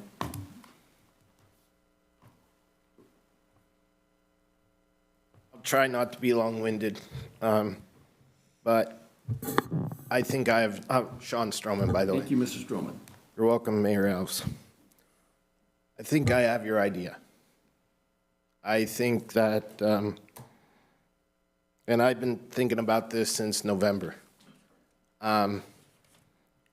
So as you guys probably remember, I'm a construction manager, and a project that I completed about 2 years ago was the Elk Grove Aquatic Center. It's open 12 months a year. I don't think, and hope you're not offended, Councilman Crumick, but I don't think looking at the numbers is going to do you any good. Because when the public pool is open Monday through Friday from 2 p.m. to 4 p.m., I can't take my son swimming there because I work. So I think you need to look at a bigger, expanded program for aquatics. Maybe some evening swim times, et cetera, et cetera. But that's not the solution. With all due respect to Superintendent Costa, when it comes to leadership in Escalon, I don't think that Superintendent Costa is the leader. I look at the 5 of you as the leaders of Escalon. 2 of you have been appointed, 3 of you have been elected, and I'm begging you to please consider this in doing your job. Those figures A, or those 3 options, I think Justin will probably agree with me that that's pretty much putting lipstick on a pig, because you're still going to have the same problems. So what I would really like the city, our city council to consider is possibly looking at an entire recreation fund bond program for recreation facilities as a whole throughout the city. You could have taken the $300,000 appropriation that you put towards the skate park and at least would have got 2 of those 3 options taken care of. But that's for another meeting. So I actually did your survey for you in November. I did an informal solicitation for comments on Escalon residents on November 2nd, 2021. That generated 247 comments. The various requests range from updating the current parks, the skate park, a dog park, walking path and trails, a new pool, a water pad for kids, ATV track, improved parking, ice skating, roller skating at Hogan Park. My suggestion to all of you is let's take the money that's currently in the rec fund budget and do a recreational master plan like Riverbank completed in 2020. It makes absolutely no sense to pay for a skate park but close the pool. There are various grants out there that could be applied towards this. Some of those include the Rural Recreation and Tourism Program Grant, Land and Water Conservation Fund, Habitat Conservation Fund, Recreational Infrastructure Revenue Enhancement Program, and all of these are sponsored by the state of California. If we really do our homework, do this master plan, and look at all recreation facilities, we can truly make an impact on the quality of life in Escalon. You can get the skate park. With all due respect to the school district, let them deal with their 25-year-old pool. Let's put in a modern, state-of-the-art pool for Escalon residents with some of these items. Honestly, if you pass a bond, you're going to give people what they need, and they'll be able to understand it. I understand no one likes raising taxes, but I invite you to go to one of the 13 city parks and imagine if you're a kid in a wheelchair and see how many swing sets the kid in the wheelchair can ride on currently in our city parks. 0. So I believe that by considering this bond measure, it'll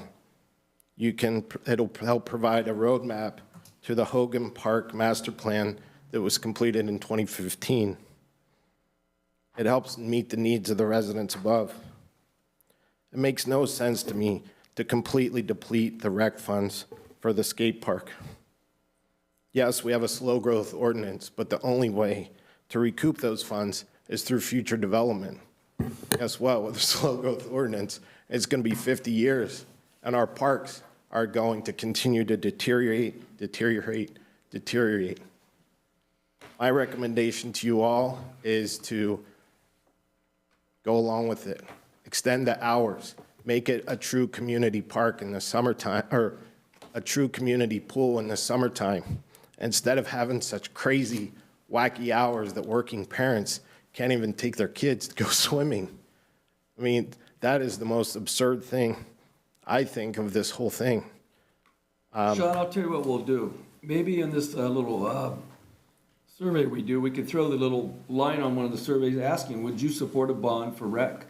And that'll kind of address your issue there. Because while you have that feedback, that's wonderful. But, you know, when people have to deal with the consequences of a decision, it changes the complexion of the answers. So let's see what we can do. Let's send the thing out and say, listen, we would like to have some feedback about the pool. At the same time, the idea was floated of a bond for all the rec in town. But would you be in favor of paying more to have that? I think that kind of gives you a good idea what we're doing here. And that would be a fair way to deal with it, because just to go out and float a bond, you need the information back from these people so they can see what they're talking about, I think. Mayor Alves, I'm sorry, Councilman Hagan. That's right. I was just going to ask with the issues brought up with the senior stuff, could we add that to that survey as far as like a bond, would the people in this town support a bond for, senior housing potentially? So, gentlemen, and Mayor, with all due respect, I've done that already. That's fine. And you can go back in Escalon Residence and read it right now. It's in November, early November. Okay. What I'm trying to tell you is that you need to explain to the residents a bond program for all rec programs. You need to say possibly a new swimming pool, the skate park. You need to list some of these items that could be considered, but you don't really know those needs until you do your due diligence and put together a master plan for rec facilities. Yeah, we have a Hogan Park master plan, but at the end of the day, the purpose of a master plan is to provide the framework and the map, if you will, to get there. We did a master plan for Hogan Park in 2015. What's been done with that master plan except expand a couple fields? I mean, I understand our seniors are on fixed incomes, but I'm willing to pay $35 a year additional for a brand new pool, for a skate park. That's why people choose to live in Escalon, because it's a great place to live and a great quality of life. So, Okay, I'm done talking. thank you. Anyway, back to what you were talking, he's done a survey on a program on the internet I'm not familiar with. It's something, communities. Escalon residents. Okay. It's a Facebook page. I still want to do the one we're going to do. Okay, I think it Yes. covers more people. okay. And you do want senior housing included as well? Why not? Let's ask, we're going to send it out, save some paper, and let's do it all at one time. Okay, But we want people to understand that we're looking for feedback, but also understand there's a cost to this stuff.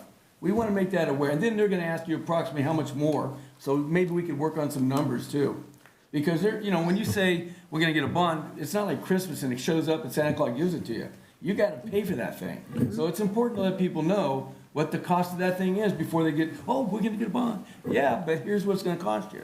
So I think that's important, okay? sure. Very good. Go ahead, Megan. Good evening, Megan Silva. I did not plan to speak at all tonight, but I'm here, so I certainly didn't plan to speak about a pool.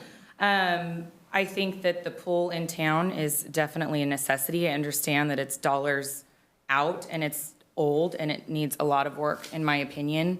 I think there needs to be a whole new pool so that we can accomplish what they tried to accomplish and didn't get right 20 years ago. Thank you. So then we could bring in, like you're saying, water polo and swim meets, and wouldn't you rent that out? And one of the things, as a business owner in town, I heard you guys say that your rec programs aren't making any money. That is a shame. The rec programs should make money. That is a problem of organization, in my opinion, a problem of just developing the programs. There's no reason, nobody is coming around asking for funding. I'm in rural, so I don't get the water bill. But anyways, I think there's plenty of money in this town that people would donate to these different programs. I think the problem is the programs are not being run correctly. I don't think any program or business should ever be comfortable saying, it's fine, it just loses money. No, the rec program doesn't have money because all the programs are losing money. That's your problem. So put a big pool in and bring in more income. Don't just see how much money you raised with the $2 per person. Bring in new ideas and generate more revenue. So that's it. Thank you, Megan. Yep. All right.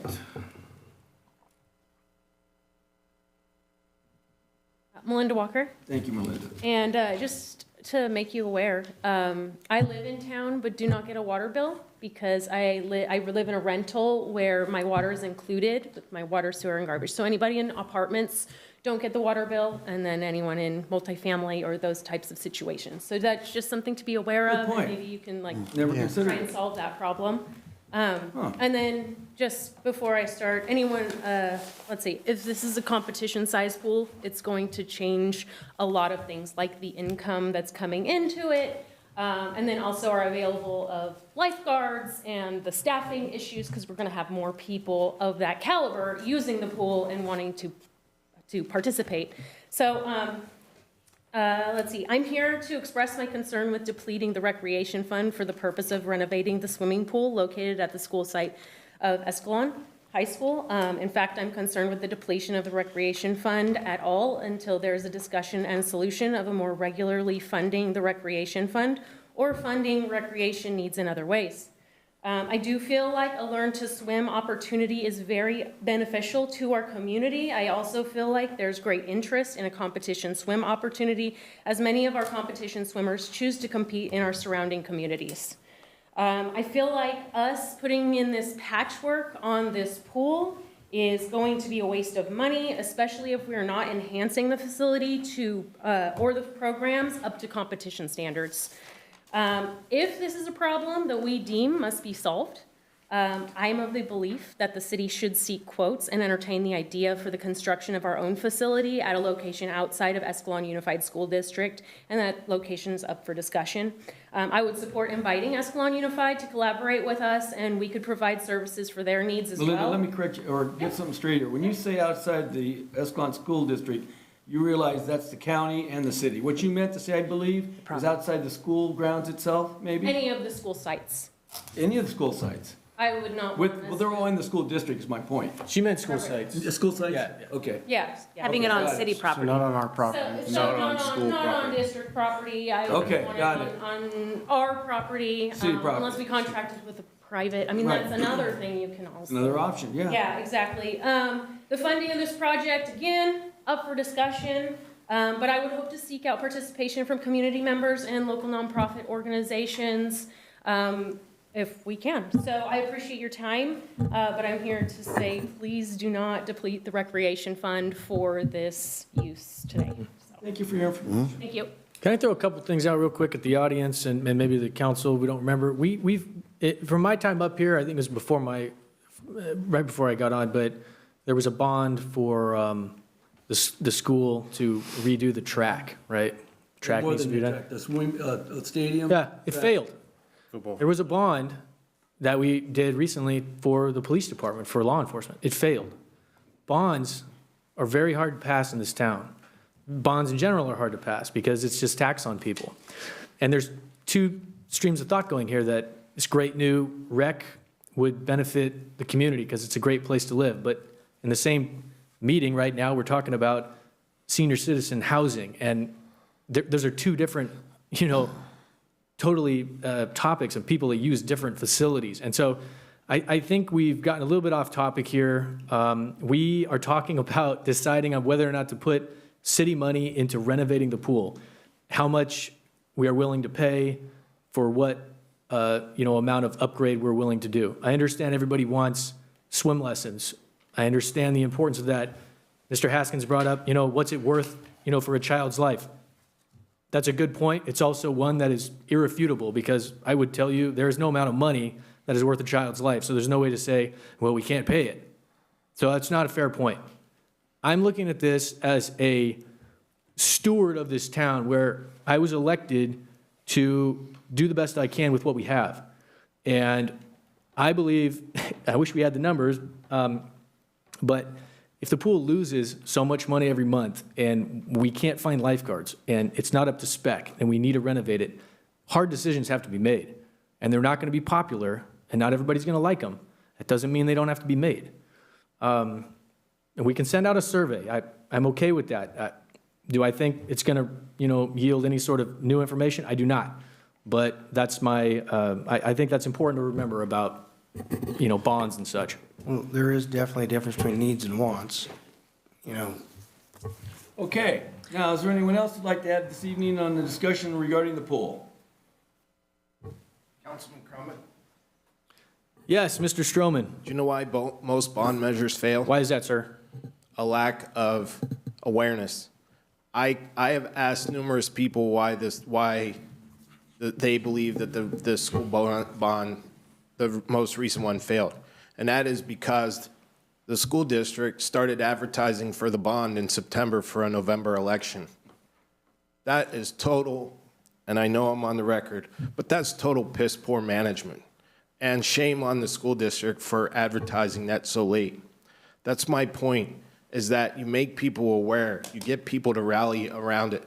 You let people understand what's happening now before you do anything, instead of saying, hey, by the way, we're going to increase your taxes in 2 months. Hell no, no one's going to vote for that. So I understand what you said about, as an elected official, do with what you can and move forward. But also, I'm requesting all of you to start thinking outside the box, because the solutions are there. As Mayor Alves said, there's a lot of professionals in this, and I have some solutions on the senior housing, so stay tuned. All right, Sean, thank you. Mayor, Sure. I just wanted to let you know that our interim finance director is on the line, and she has numbers from this current budget if you guys wanted to know them. It doesn't go back as far, but With regards to what, please? for the pool costs and revenues. Yeah, let's hear them. Okay, go ahead, Claire. Good evening. Can you hear me? Yes. Okay. So in your current budget, the revenue that was anticipated if the pool were open for the summer is $8,500. The maintenance on the pool is $37,500. That does not include the cost of if we had to pay for lifeguards. That would be an additional cost, which is not currently in the budget. So the anticipated revenue was 8,500 and it cost $37,000? Correct. Which we mentioned before that these last few years have been more expensive with the issues that we've been having. The chlorine problem and all that, yeah. Yes, yeah, so it is higher than Okay. it was before. All right. Well, we know there's an issue in terms of budget, absolutely. What I think we should move forward on is doing the survey and then see what comes back. And then if it's a strong support, then like Mr. Stroman says, you need to go out and sell it. All right. Any more like to say anything? Please come to the podium, give us your name, please. Frank Rodriguez again.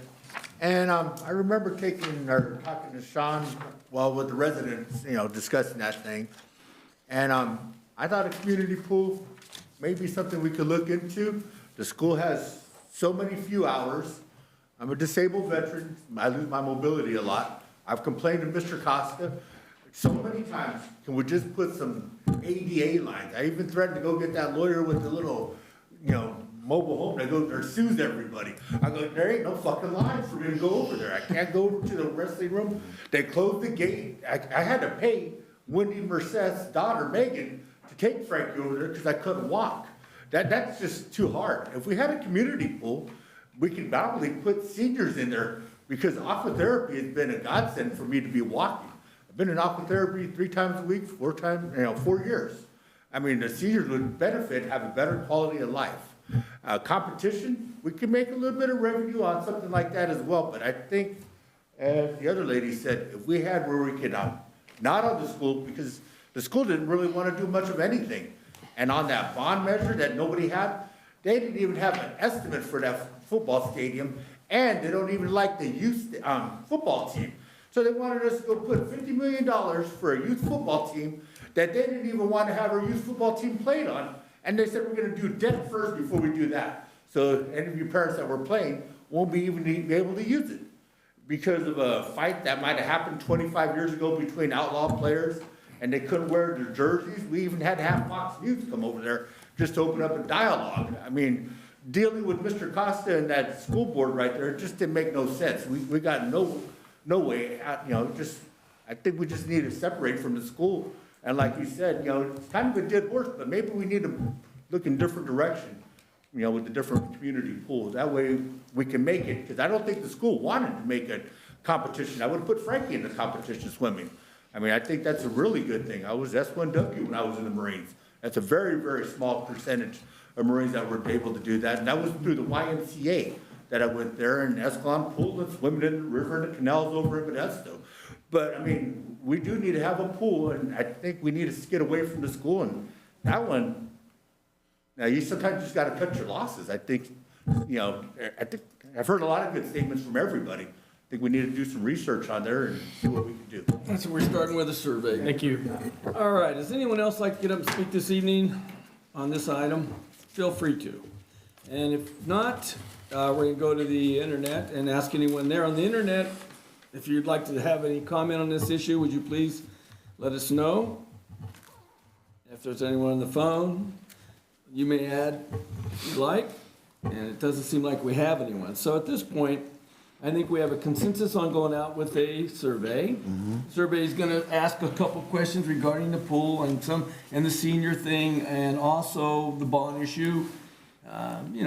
I think that you're going to show us before you send it out so we can have some Yes, input. I'll bring back a That draft. would be great. And I'll also pull up the costs and revenues and attendance for the last 5 years. And that's good too. All right, so. Sorry, real quick question. Is there a way to do a survey, like officially from the city on the Escalon residents page? Is there a way to send that out Not officially. everybody has that connection. No, I know, People are banned from it. people are banned. Dude, the website, like, why can't there be a link on the actual? I'm just thinking of an alternative than the water Well, bill. because the water bill, while it doesn't address the apartments, which I'm glad to know about now, so we can deal with that. Yeah. But in general, it covers the majority of the people in the community. Most people aren't good at getting on computers and looking stuff up. The paper's right there in their water bill. They're gonna get the water bill. It's there. Yeah, but the water bill goes to just the homes, Well, not, there's a lot of homes in town. yeah, I mean, there's a but lot it of- doesn't address all the, Why can't you do both? well, why can't you do both? That's a good There you go. question. Knock yourself Yeah, out. surely there's no issue with having it on Facebook, Escalon residents, and the water bill, and then also on the city website. I mean, surely there wouldn't be any issue with The all only three thing that sources. I would think of happening is you'll get duplications, but it's no different than people making Well, copies of yeah, stuff. yeah. Gents, I just sat there and I told you, Mm. the reason bonds fail is because you don't broadcast it. Broadcast is everywhere. That's what we're working on, John. We could, I mean, that could- So are you suggesting All right. like And we a can- social media campaign, an app?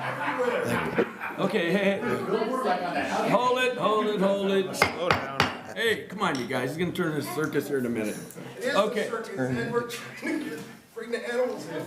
Yeah. Are they gonna go 300 feet from where the pool is? Okay, listen, hey, let's tone it down a little bit here. I think we have direction. So would you like to reiterate what the ideas we're gonna do here? So we'll go ahead and put a survey together on the pool and the senior housing. And we'll bring it back to council for review. And then we'll also follow up with the revenues and costs associated with the pool for the last 5 years, as well as the attendance. I appreciate that. Gentlemen, is there any more input? Can we move on? I'm good. You're good, you're good. Okay, Councilman Crummage, are you good? I'm good. All right, very good. We're gonna move on. Perfect. All right, the next item on for review is number. Did we vote on that? Do we have to, isn't it an agenda item? There's a consensus. There was a consensus, there wasn't a need for a vote. Oh, okay. Yeah, that's fine. All right, here we are. Number 9, consider resolution 2022 opposing initiative 21-0042A1, known as the Taxpayer Protection and Government Accountability Act. Staff. Thank you, Mayor. This item comes from the League of California Cities, otherwise known as Cal Cities. They've sent it out to cities and are asking for resolutions, and so I'm bringing this before you for you to decide as a body whether or not you want to approve a resolution. Who was it brought out by, please? The League of California Cities. League of California Cities. Okay, good. All right. So in 2018, the Tax Fairness, Transparency, and Accountability Act was being circulated to qualify for the November 2018 ballot. This initiative would have drastically limited local revenue authority. Through the successful work and advocacy of the League of California Cities and its coalition, the measure's proponents withdrew the initiative from the ballot in June of 2018. On January 4th of 2022, the California Business Roundtable filed the Taxpayer Protection and Government Accountability Act. This measure is far more detrimental to cities than the measure filed in 2018 because it would decimate vital local and state services to the benefit of wealthy corporations. Cal Cities, otherwise known as the League of California Cities, along with a broad coalition of local governments, labor and public safety leaders, infrastructure advocates, and businesses strongly oppose this initiative. The Taxpayer Protection and Government Accountability Act limits voters' authority, adopts new and stricter rules for raising taxes and fees, and makes it more difficult to hold violators of state and local laws accountable. What would this measure specifically do? Number one, it would limit voter authority and accountability, limits voter input, prohibits local voters from providing direction on how local tax dollars should be spent by prohibiting local advisory measures. It invalidates the Upland decision that allows a majority of local voters to pass special taxes. Taxes proposed by the initiative are subject to the same rules as taxes placed on the ballot by a city council. All measures passed between January 2022 and November 2022 would be invalidated unless reenacted within 12 months. Number two, it restricts local fee authority to provide local services. It impacts franchise fees, sets new standard for fees and charges paid for the use of local and state government property. The standard may significantly restrict the amount of Oil companies, utilities, gas companies, railroads, garbage companies, cable companies, and other corporations pay for the use of local public property. Rental and sale of local government property must be, quote, reasonable, which must be proved by, quote, clear and convincing evidence. Except for licensing and other regulatory fees, fees and charges may not exceed the actual cost of providing the product or service for which the fee is charged. Actual cost is the minimum amount necessary.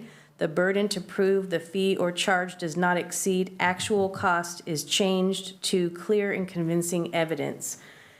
Number 3, it restricts the authority of state and local governments to issue fines and penalties for violations of law, requires voter approval of fines, penalties, and levies for corporations and property owners that violate state and local laws unless a new undefined adjudicatory process is used to impose the fines and penalties. Number 4, restricts local tax authority to provide local services, requires voter approval to expand existing taxes, which include UUT tax, use tax, and TOT tax, to new territory or expanding the base. City charters may not be amended to include a tax or fee. New taxes can be imposed only for a specific time period. Taxes adopted after January 1st, 2022 that do not comply with the new rules are void unless reenacted. All state taxes require majority voter approval, prohibits any surcharge on property tax and allocation of property tax to the state. Number 5, other changes, no fee or charge or exaction regulating vehicle miles traveled can be imposed as a condition of property development or occupancy.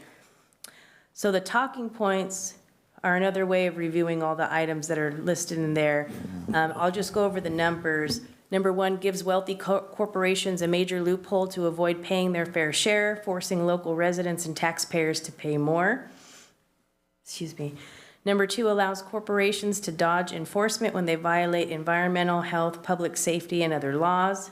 3, jeopardizes vital local and state services.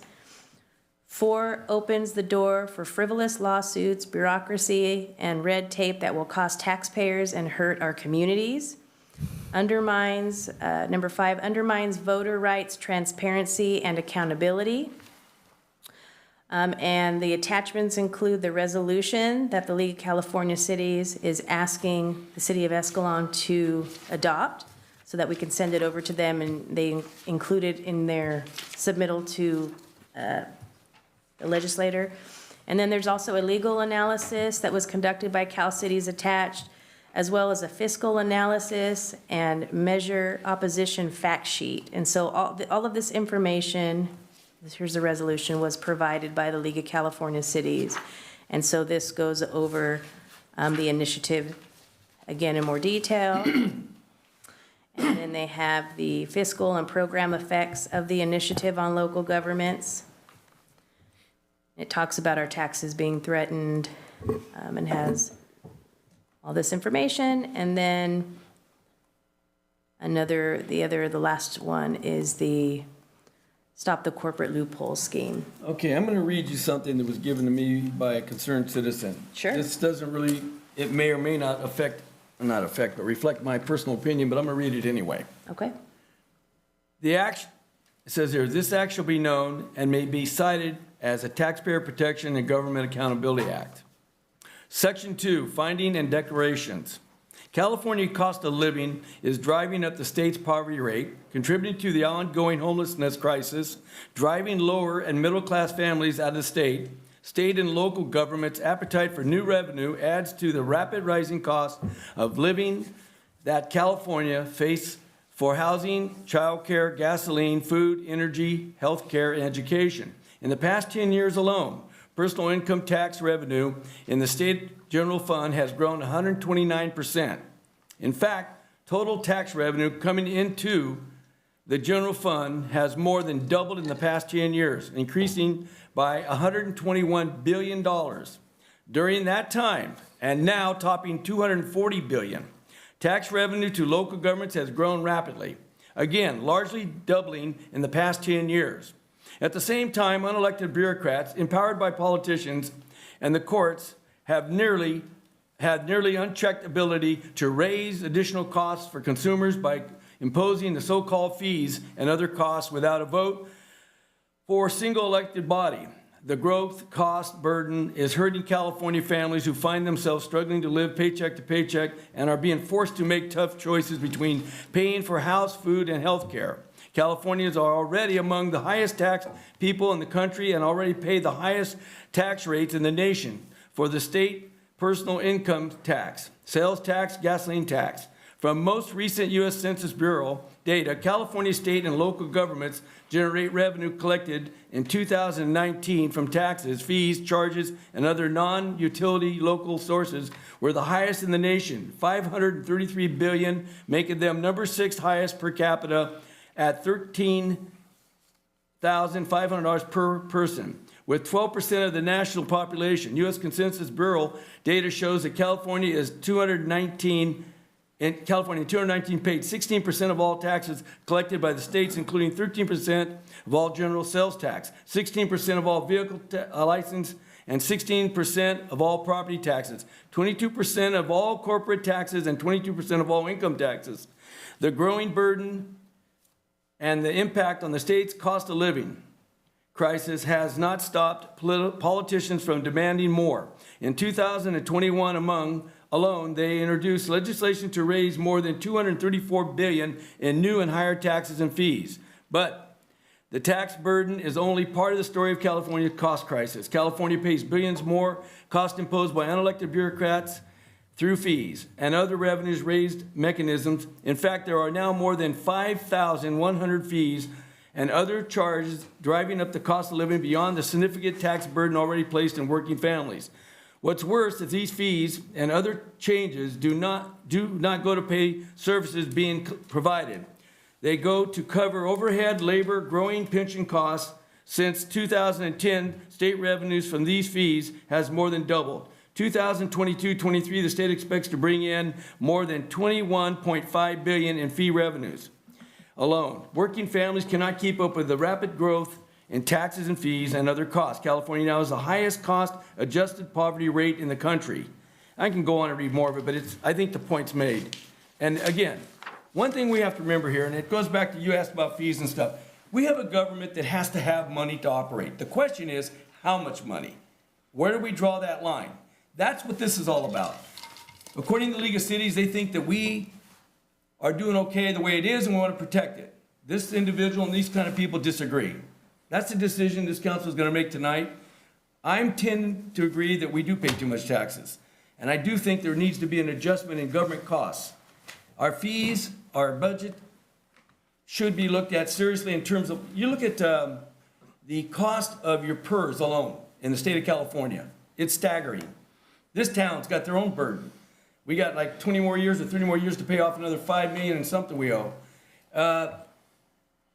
I understand that we have to have money to run a government, but the question is, what is that amount?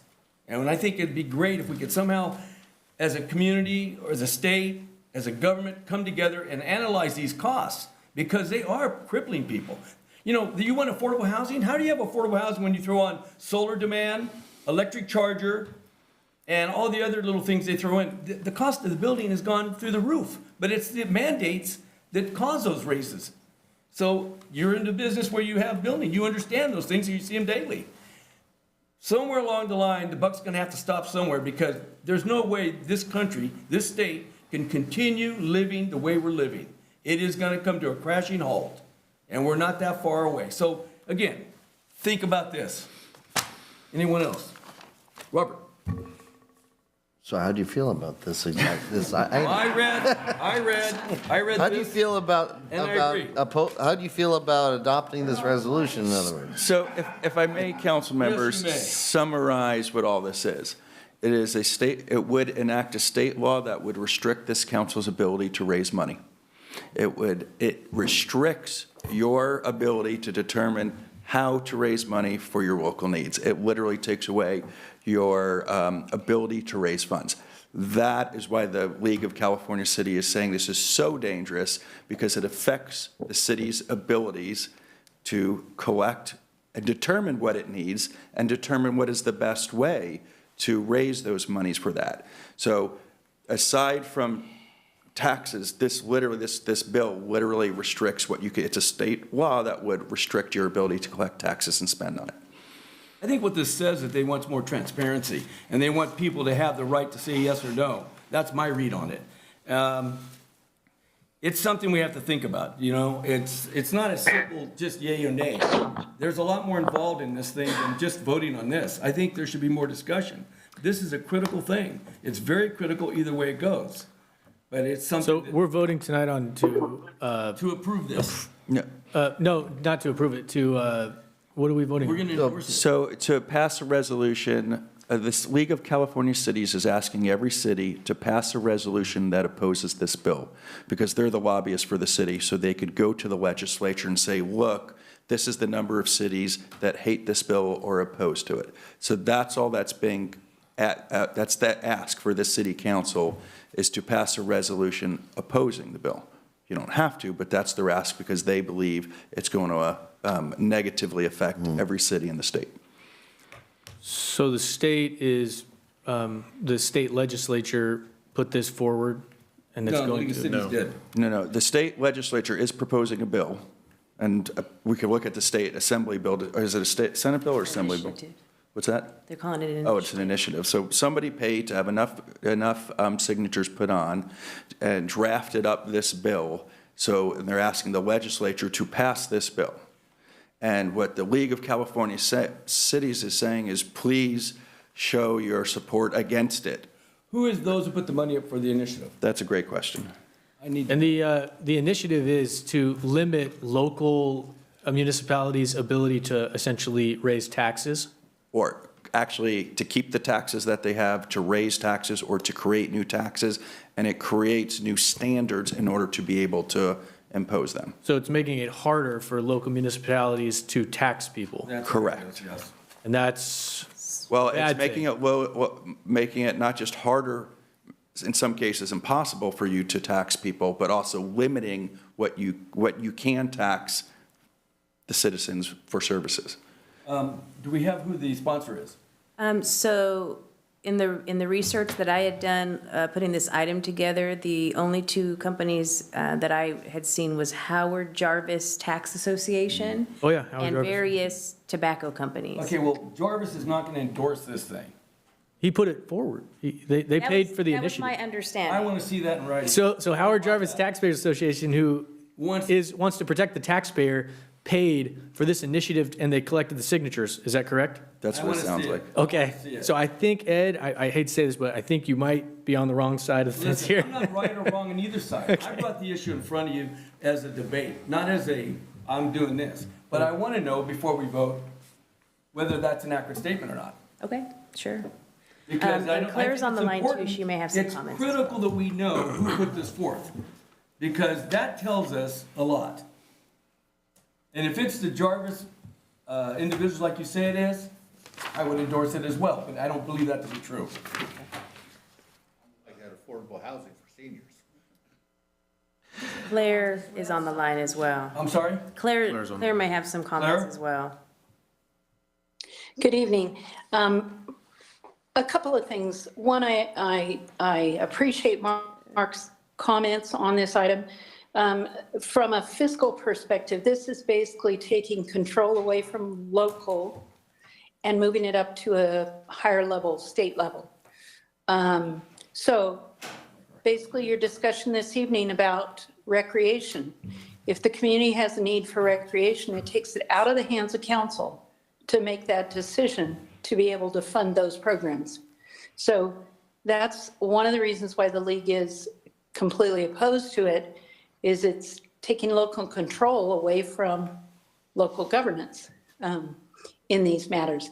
As far as the comment about what the taxes should be based on the costs, that's something that should be evaluated every time we come forward with any kind of a fee increase or decrease. Are we covering our costs? We're not allowed to make money or revenue on anything we do. We're there to serve the public, and to, in certain cases, we're allowed to charge for those services. But this bill specifically takes that control, local control, away from us. The Howard Jarvis Taxpayer Association, were they the ones that funded the initiative in the first place? I think it's tobacco companies. And tobacco companies, yeah. I want to see where it says Jarvis did this, okay? I took a webinar, and that was what was said in the I webinar, wanna but see. I'll I find find that out hard for to sure. believe. Boy, this is sure worth a Google search, an independent Google trying to search do by that right all of now. us. Something doesn't add up at Well, all. No, it doesn't. Is this something we should do some more research on and continue to the next we meeting? Oh, I'd sure like to table do it for that. Next table, yep. Yeah.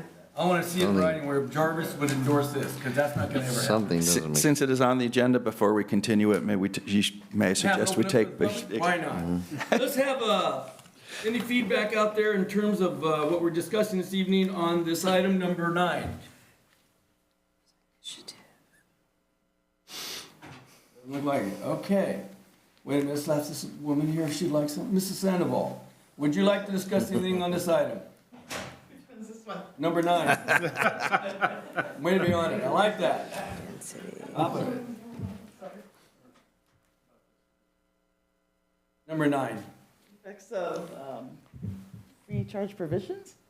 What it boils down to is the League of Cities has asked us to endorse this, stating that basically it's to protect the communities from having the ability to raise or promote new fees on everyone locally, and they want to say that it's got to be moved up to a broader, higher level, is what it boils down to. If you're asking the person who works with the government, a nonprofit, anything that hands it over to the state, you want to stay away from. That's good to know. Okay? If that's the Okay. person you're asking. But I think it's a little more complex than Yes, that. it is. Okay. What they're saying in this thing basically is local fee stuff, but it's not that simple. It's not just the state, and it's not just fees. What they're saying in essence is because we've gotten away from the term taxes and we've moved to fees, that's what these initiatives are against. They're tired of fees passing without a vote of the people. That's it. And it's like 218. It goes in here, it also talks about 218. 218 being an initiative that basically asks people whether or not they want to be taxed more than they are, but the process is somewhat skewed. The 218 goes on about how we notice people for this, and then the argument made that it's not an accurate assessment of what's going on. So that's what this thing's more about. Yeah, well, sorry, I said that, but that wasn't. It's okay. Well, if you don't feel like you have no opinion, that's good. I do have an opinion in the sense that when the state and the county comes in and they take control of what's going on in the city too much, then they're looking out for their people, not ours. That's a valid point. That's what it comes down to. All right. They're looking at it as your pocketbooks belong to us because we want it, we need it. So, one, you have to dissect it. You know, when you're dealing with government, I always say the devil's in the details. Yep. They are excellent at government speak. Oh, boy. And boy, do you have to translate it. Yep. Having written a few grants in my own life and having spent a life dealing with grants, boy, it's a, we can make anything, no matter how negative it sound, like butterflies and rainbows. Because that's the job. We got to sell it. We're selling you something. I have not dug into this one, but if you're talking about, for example, I'm telling you, I'm willing to take on a bond to pay for senior housing in Escalon for our seniors. And the city, or sorry, state's going to come in and the county's going to come in and say, well, no, that's great, but we need your bond. We need your money for county housing. And they have the control to do that? No. If you're talking about taking the power away from the council, no, because you're taking the power away from the constituents. Okay? You're there because we put you there. You're there to serve us, Escalon. You're there to make sure that our quality life stays. I spend a life helping other people in need. I got no problem with that. It certainly fills my bucket. But you're not going to come into my world and say, I'm going to take it all away from you too, because maybe San Joaquin didn't manage their situation better, or the state California didn't manage their situation better. You are elected, you are accountable to us. Obviously, you're elected or re-elected, et cetera, based on that. And I would not want someone to say, city council can't put in this fee or take away this fee or do this, if we voted for it. If we want it, great. If we don't want it, great too. I mean, Local control, I get it. local control, Got it, I agree. you know? Otherwise, how are we being served? Bingo. We were no, if we don't have local control, how are we being served? I totally agree. I mean, you're the gatekeepers. You got to keep the wolves off of us. That's why you're there. Yes, ma'am. Otherwise, the wolves are just going to come and sit at our table every time until, guess what wolves do? Okay? You're the gatekeepers. You got to gatekeep it. If any law says that, or whatever the state's doing or the county's doing is saying, we're taking that away from you, then you're leaving us with no protection. Agreed. I want the verification on the funding, on who funded this bill. Sure. And then we'll readdress it at the next meeting. And thank you for your input. Is there anyone else out there? I promise, I'll keep it short. Well, I'm going to time you this time. So let's put a stopwatch on you. Okay. I have a rhetorical question for all 5 of you. And that is, what is the supreme law of the land? The U.S. Constitution. Yeah. Bingo. What's the preamble of the U.S. Constitution say? We the people? Be the people. We the people, of the people, by the people, for the people. Bingo. I'm trying to keep my language at a minimum here, but how the hell can the state of California come in and say, sorry, people, you don't count anymore. Your opinion doesn't matter. We're going to do this on your behalf. Seriously, come on. They need to get a grip. Well, Okay, thank you, Sean. some clarification. The state didn't, this is not an assembly bill. This is an initiative by a private corporation, right? The tobacco industry and possibly the Howard Jarvis Taxpayer Association. I don't think he was referencing that. Well, that's what he said. So it's not, this is something that the state assembly is voting on. It was an initiative put on by Somebody. private corporation. Yes. So let's just remember Special interest. well, let's just remember where it's initiating from. So. All I can tell you is, once we find out who it is, I think we'll have a better idea how to vote on it. That's all. You can So have- item D does vaguely say an association representing California's wealthiest corporations, which include oil, insurance, banks, and drug companies. But they don't give specifics on what in this document, so I'll look it up, but it doesn't give a specific on who the association is We want to know who they are. and please. or, Because that what tells you a lot of companies. why that's there. When you look at any initiatives or any bills, find out who sponsors them. That'll give you a good idea what's going on. You don't have to read the dancing stuff here. Just know who did it and you'll get an idea where it's coming from. Okay, we'll move on to we're gonna have that next meeting, please? Yes. We're gonna go to number 10, which is no longer on the agenda. And by the way, Mayor, I'd suggest each of us, everybody out here, spend some time to Google this thing too. This thing sounds really weird. It does. At first. Why is Doesn't it number make 10 total not on the agenda? It was asked by the League of Cities to put on the agenda. No, Oh, no, we've held off on that. We're moving on to council communications. What happened to item 10? We're not doing it. Why? It was put off. Why? Because we decided we needed some time to think some things over. We, The two gentlemen that had the task of doing it. the committee? Yes. The committee. You guys, okay, not done yet? No. Okay. Good? All right. Now, back to the story here. We're going to the council communications. Councilman Crumage. Thank you, Mayor Alves. Just a point, I think that from my perspective, sitting up here, a lot of things transpire throughout the last, 3 or so years I've been on here, and some topics come up that are very heated, and I think we have one of those in front of us now. But that being said, another thing has also come up. I look at myself in 2 roles up here. One is the primary role is to represent the constituents, the city, the people who elected me. But I also have a role up here to represent the staff. I care about the staff. I know them, not as well as I would like. I feel like in certain circumstances, it's my role to come to their defense. And there's been some comments tonight about some somebody knew something and this needs to be looked at. And, those are very leading comments. And frankly, I'm not exactly sure what those people are getting at. But for my part, I would say that I really do appreciate Justin. I really do appreciate Chief. I appreciate our city attorney. I appreciate our interim city manager. And I appreciate this staff. They are very few. They deal with hundreds, if not thousands of people coming at them from different angles. And that's not easy. They hear all the problems and all the complaints and very little praise. Luckily, we do try to praise them.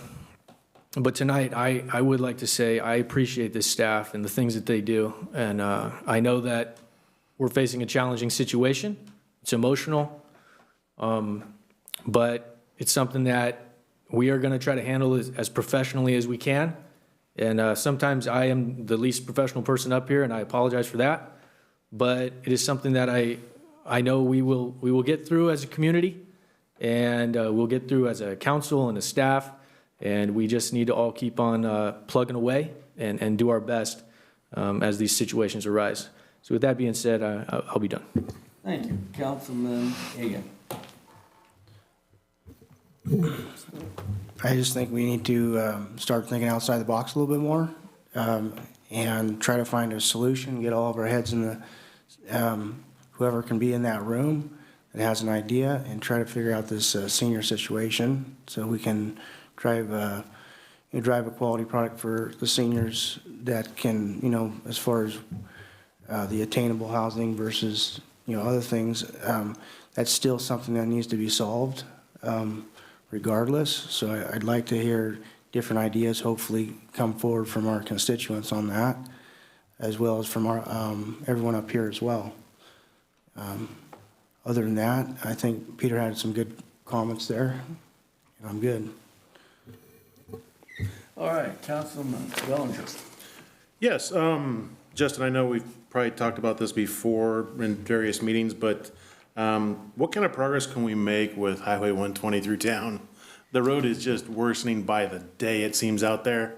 Caltrans has actually we've actually been in review with Caltrans. They're gonna be upgrading all of 120 the reason it's taking so long is because they came in and did the patchwork because I was going so crazy on them of how everything's been going. Now they're gonna be doing all ADA upgrades, all the corners of everything, of all the sidewalks and a road. So that is, I don't know if they're final on that, but we've been through the review process. It's just taken a while, but you will be getting. We're making progress on that because it seems like every week there's a new pothole and a new squiggle to the line somewhere, and it's getting so bad. It's horrible. So, we will be getting new asphalt. Good to hear. Thank you. Continue the hard work on that. I appreciate it a lot. Chief, I understand that we might have ordered a third cruiser. Yes, sir. So does that put us closer to square? We need a couple more? Well, every time I turn around, one of those old ones pass away. I'm doing the best I can to patchwork them together. It's just the cost is becoming with supply chains and whatnot, just to outfit them is going up exponentially to where I'm looking farther and farther away for somebody to do it for what it used to cost. So, I mean, it's we're almost there. It's getting slower. Just put it that way. To order, to outfit, and then get it in out on the street. It's at least almost a year now. So okay, it's gonna take me a minute. On the topic, I know it was raised earlier about your force stopping and talking to the community. I know that my parents had a very positive interaction with one of your new officers recently. They were out for a walk, and the gentleman stopped. I don't have his name. I can give you a description, but we'll talk about that later. Okay. But a very positive interaction, asking who they were, where they lived, how's things going, got any concerns. Very, very nice gentleman, got a really great review. I'll give you a description later, and you can pass that along to that officer. Good. So, your dad didn't give him too hard a time, did he? You can judge that. We'll save that for the conversation later. All right. No, he was good though.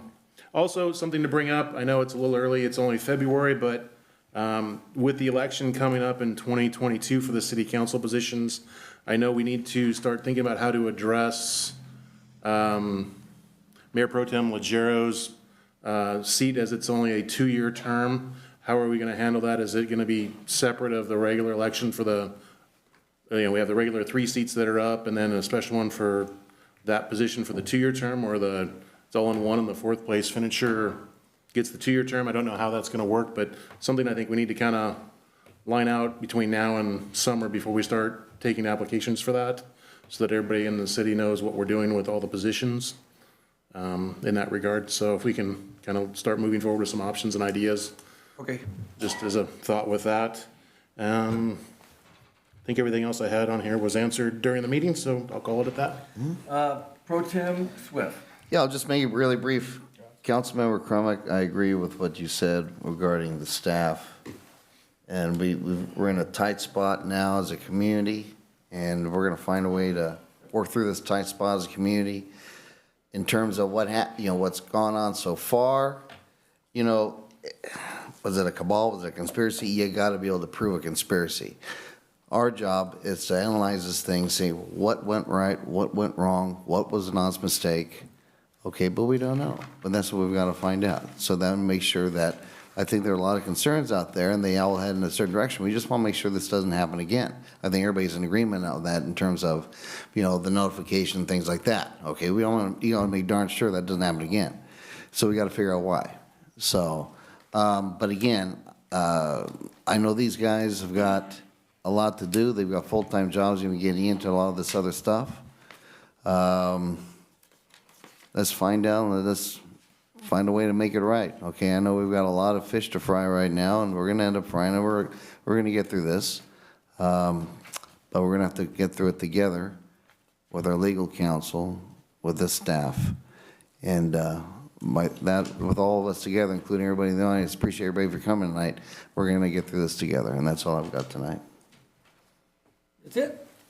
Is it? Okay, first of all, Mrs. Sandoval, would you please stay after me? I'd like to speak with you. Thank you. The chamber meeting. I went to a chamber meeting last week. It was on Main Street.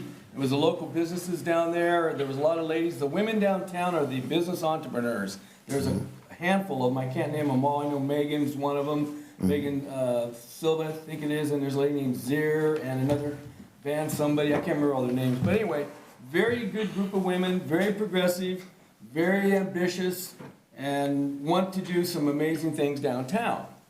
And while I was there, they explained to me some of the things they thought the city should do, and some of those things were a little over the top. So I brought them back down to earth and told them what we might be able to do versus what they think we should do.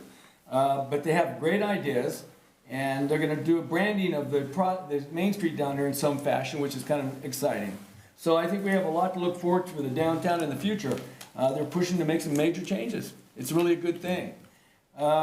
Some of the concerns they had too were the fees they were being charged for business, so forth, so on. That's something we're going to have to sit down as a group and go over and make sure that these costs that we're putting on businesses are fair.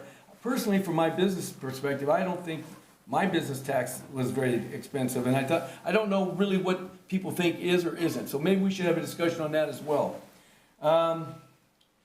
Speed on 120, Chief. Oh, I know. I mean, what can we do? I got some ideas. That works. You're a smart guy. I figure you'll figure it out. And I want to make Miss Shattuck happy. I don't want to have her upset. No, I definitely don't want to Okay. get upset. Okay, we talked about fees and some of the nonprofits. One of the things about the fees and the nonprofits that caught my interest was that some think they're high and some don't think they're high. Well, there is a cost of doing business in this town, whether we agree with it or not. And most of the time I have my issues with it, but the bottom line is we do got to pay our bills.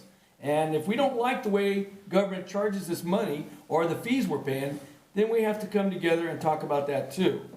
But it's got to be more than 1 or 2 people. It's going to have to show some real concern, and that's the way this government works. All right, grants. I wanted to talk to you after that because a grant writer, you're gold. We got to talk to you. Okay, security. We talk about cops and the police cars and stuff. Have we ever considered, and I know Gary Haston's going to go crazy on this, cameras in the town at different locations to help supplement what you guys do? Would that help you? Actually, I don't know about the cameras. I know Rippon's cameras just judging by what they have, what I hear on the radio, they have it focused on a recycling center, Okay, and they have it focused on, I think the cameras they have are pretty much on just things like that. They don't look at anything else. Their license plate readers is what they constantly get hits on. okay. That's why going mobile, So how far away are we from those? Are we no longer, are we in the ballpark where we can afford them or not? Production, no, it was approved, it was budgeted for, and it's production and shipping. That's what I'm waiting on. Okay, so 6 months. July. Yeah, don't surprise me. I bought a truck, took 6 months, I know. Okay. All right, good enough. Is there anything else you want to add while I got you here? You're good? More All questions right. with you got them. All right, the pool issue. A lot of good feedback on the pool. Sean, I share the same type of mentality you have with the pool out, more hours and more use. What's the point of having a pool if you don't get to use it? I agree. The biggest problem I feel with the pool, it's always been the problem, is we're partners with somebody that doesn't care about the pool. That's, I think, the problem is. And that's always been the problem. As a kid grew up in this town, we had a swimming pool on the corner there across from that Mexican restaurant where the parking lot is. The pump house. Yep. Exactly.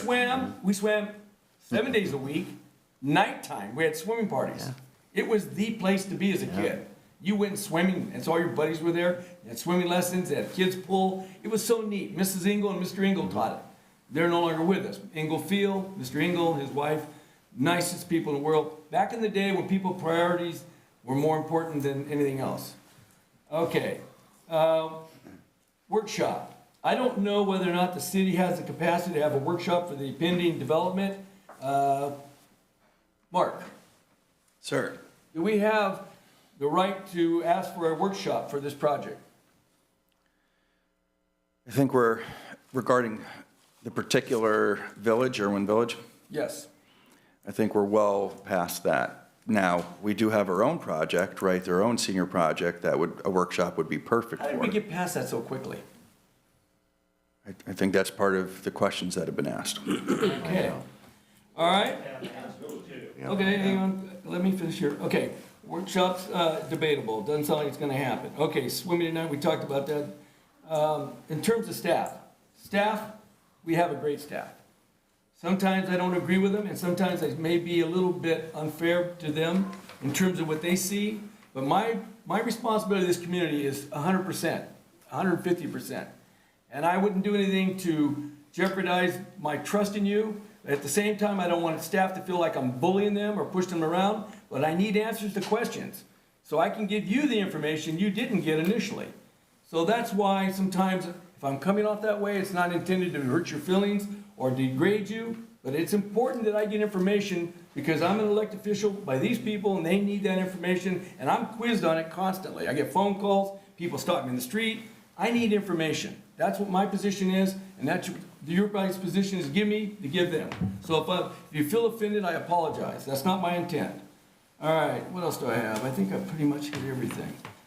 Cameras, we did that. Oh, yeah. There was another issue brought up this evening about signage on different places. We were gonna look into when that ordinance disappeared. Due with COVID and all the businesses that were closed, they started reopening and they were putting out signage, and so we didn't move it forward because everybody was trying to reestablish themselves. I'm referring to development signage. Oh, development signage, I'm sorry, that you were talking about something, No, sign you and I ordinance. discussed I this. apologize. So that item, I haven't been able to locate where it's not in the municipal code, but it's not in the municipal code. It may have been a past practice, it may have been by ordinance, I'm not Well, it was an absolutely ordinance sure. we had because there was a lot of concern in the community in the past that things were happening and they didn't get wind of them. And by the time they got wind of them, it was over.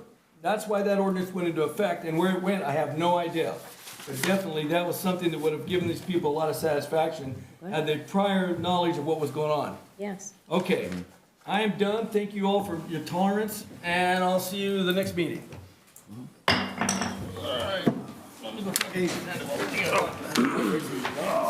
Chief. Okay.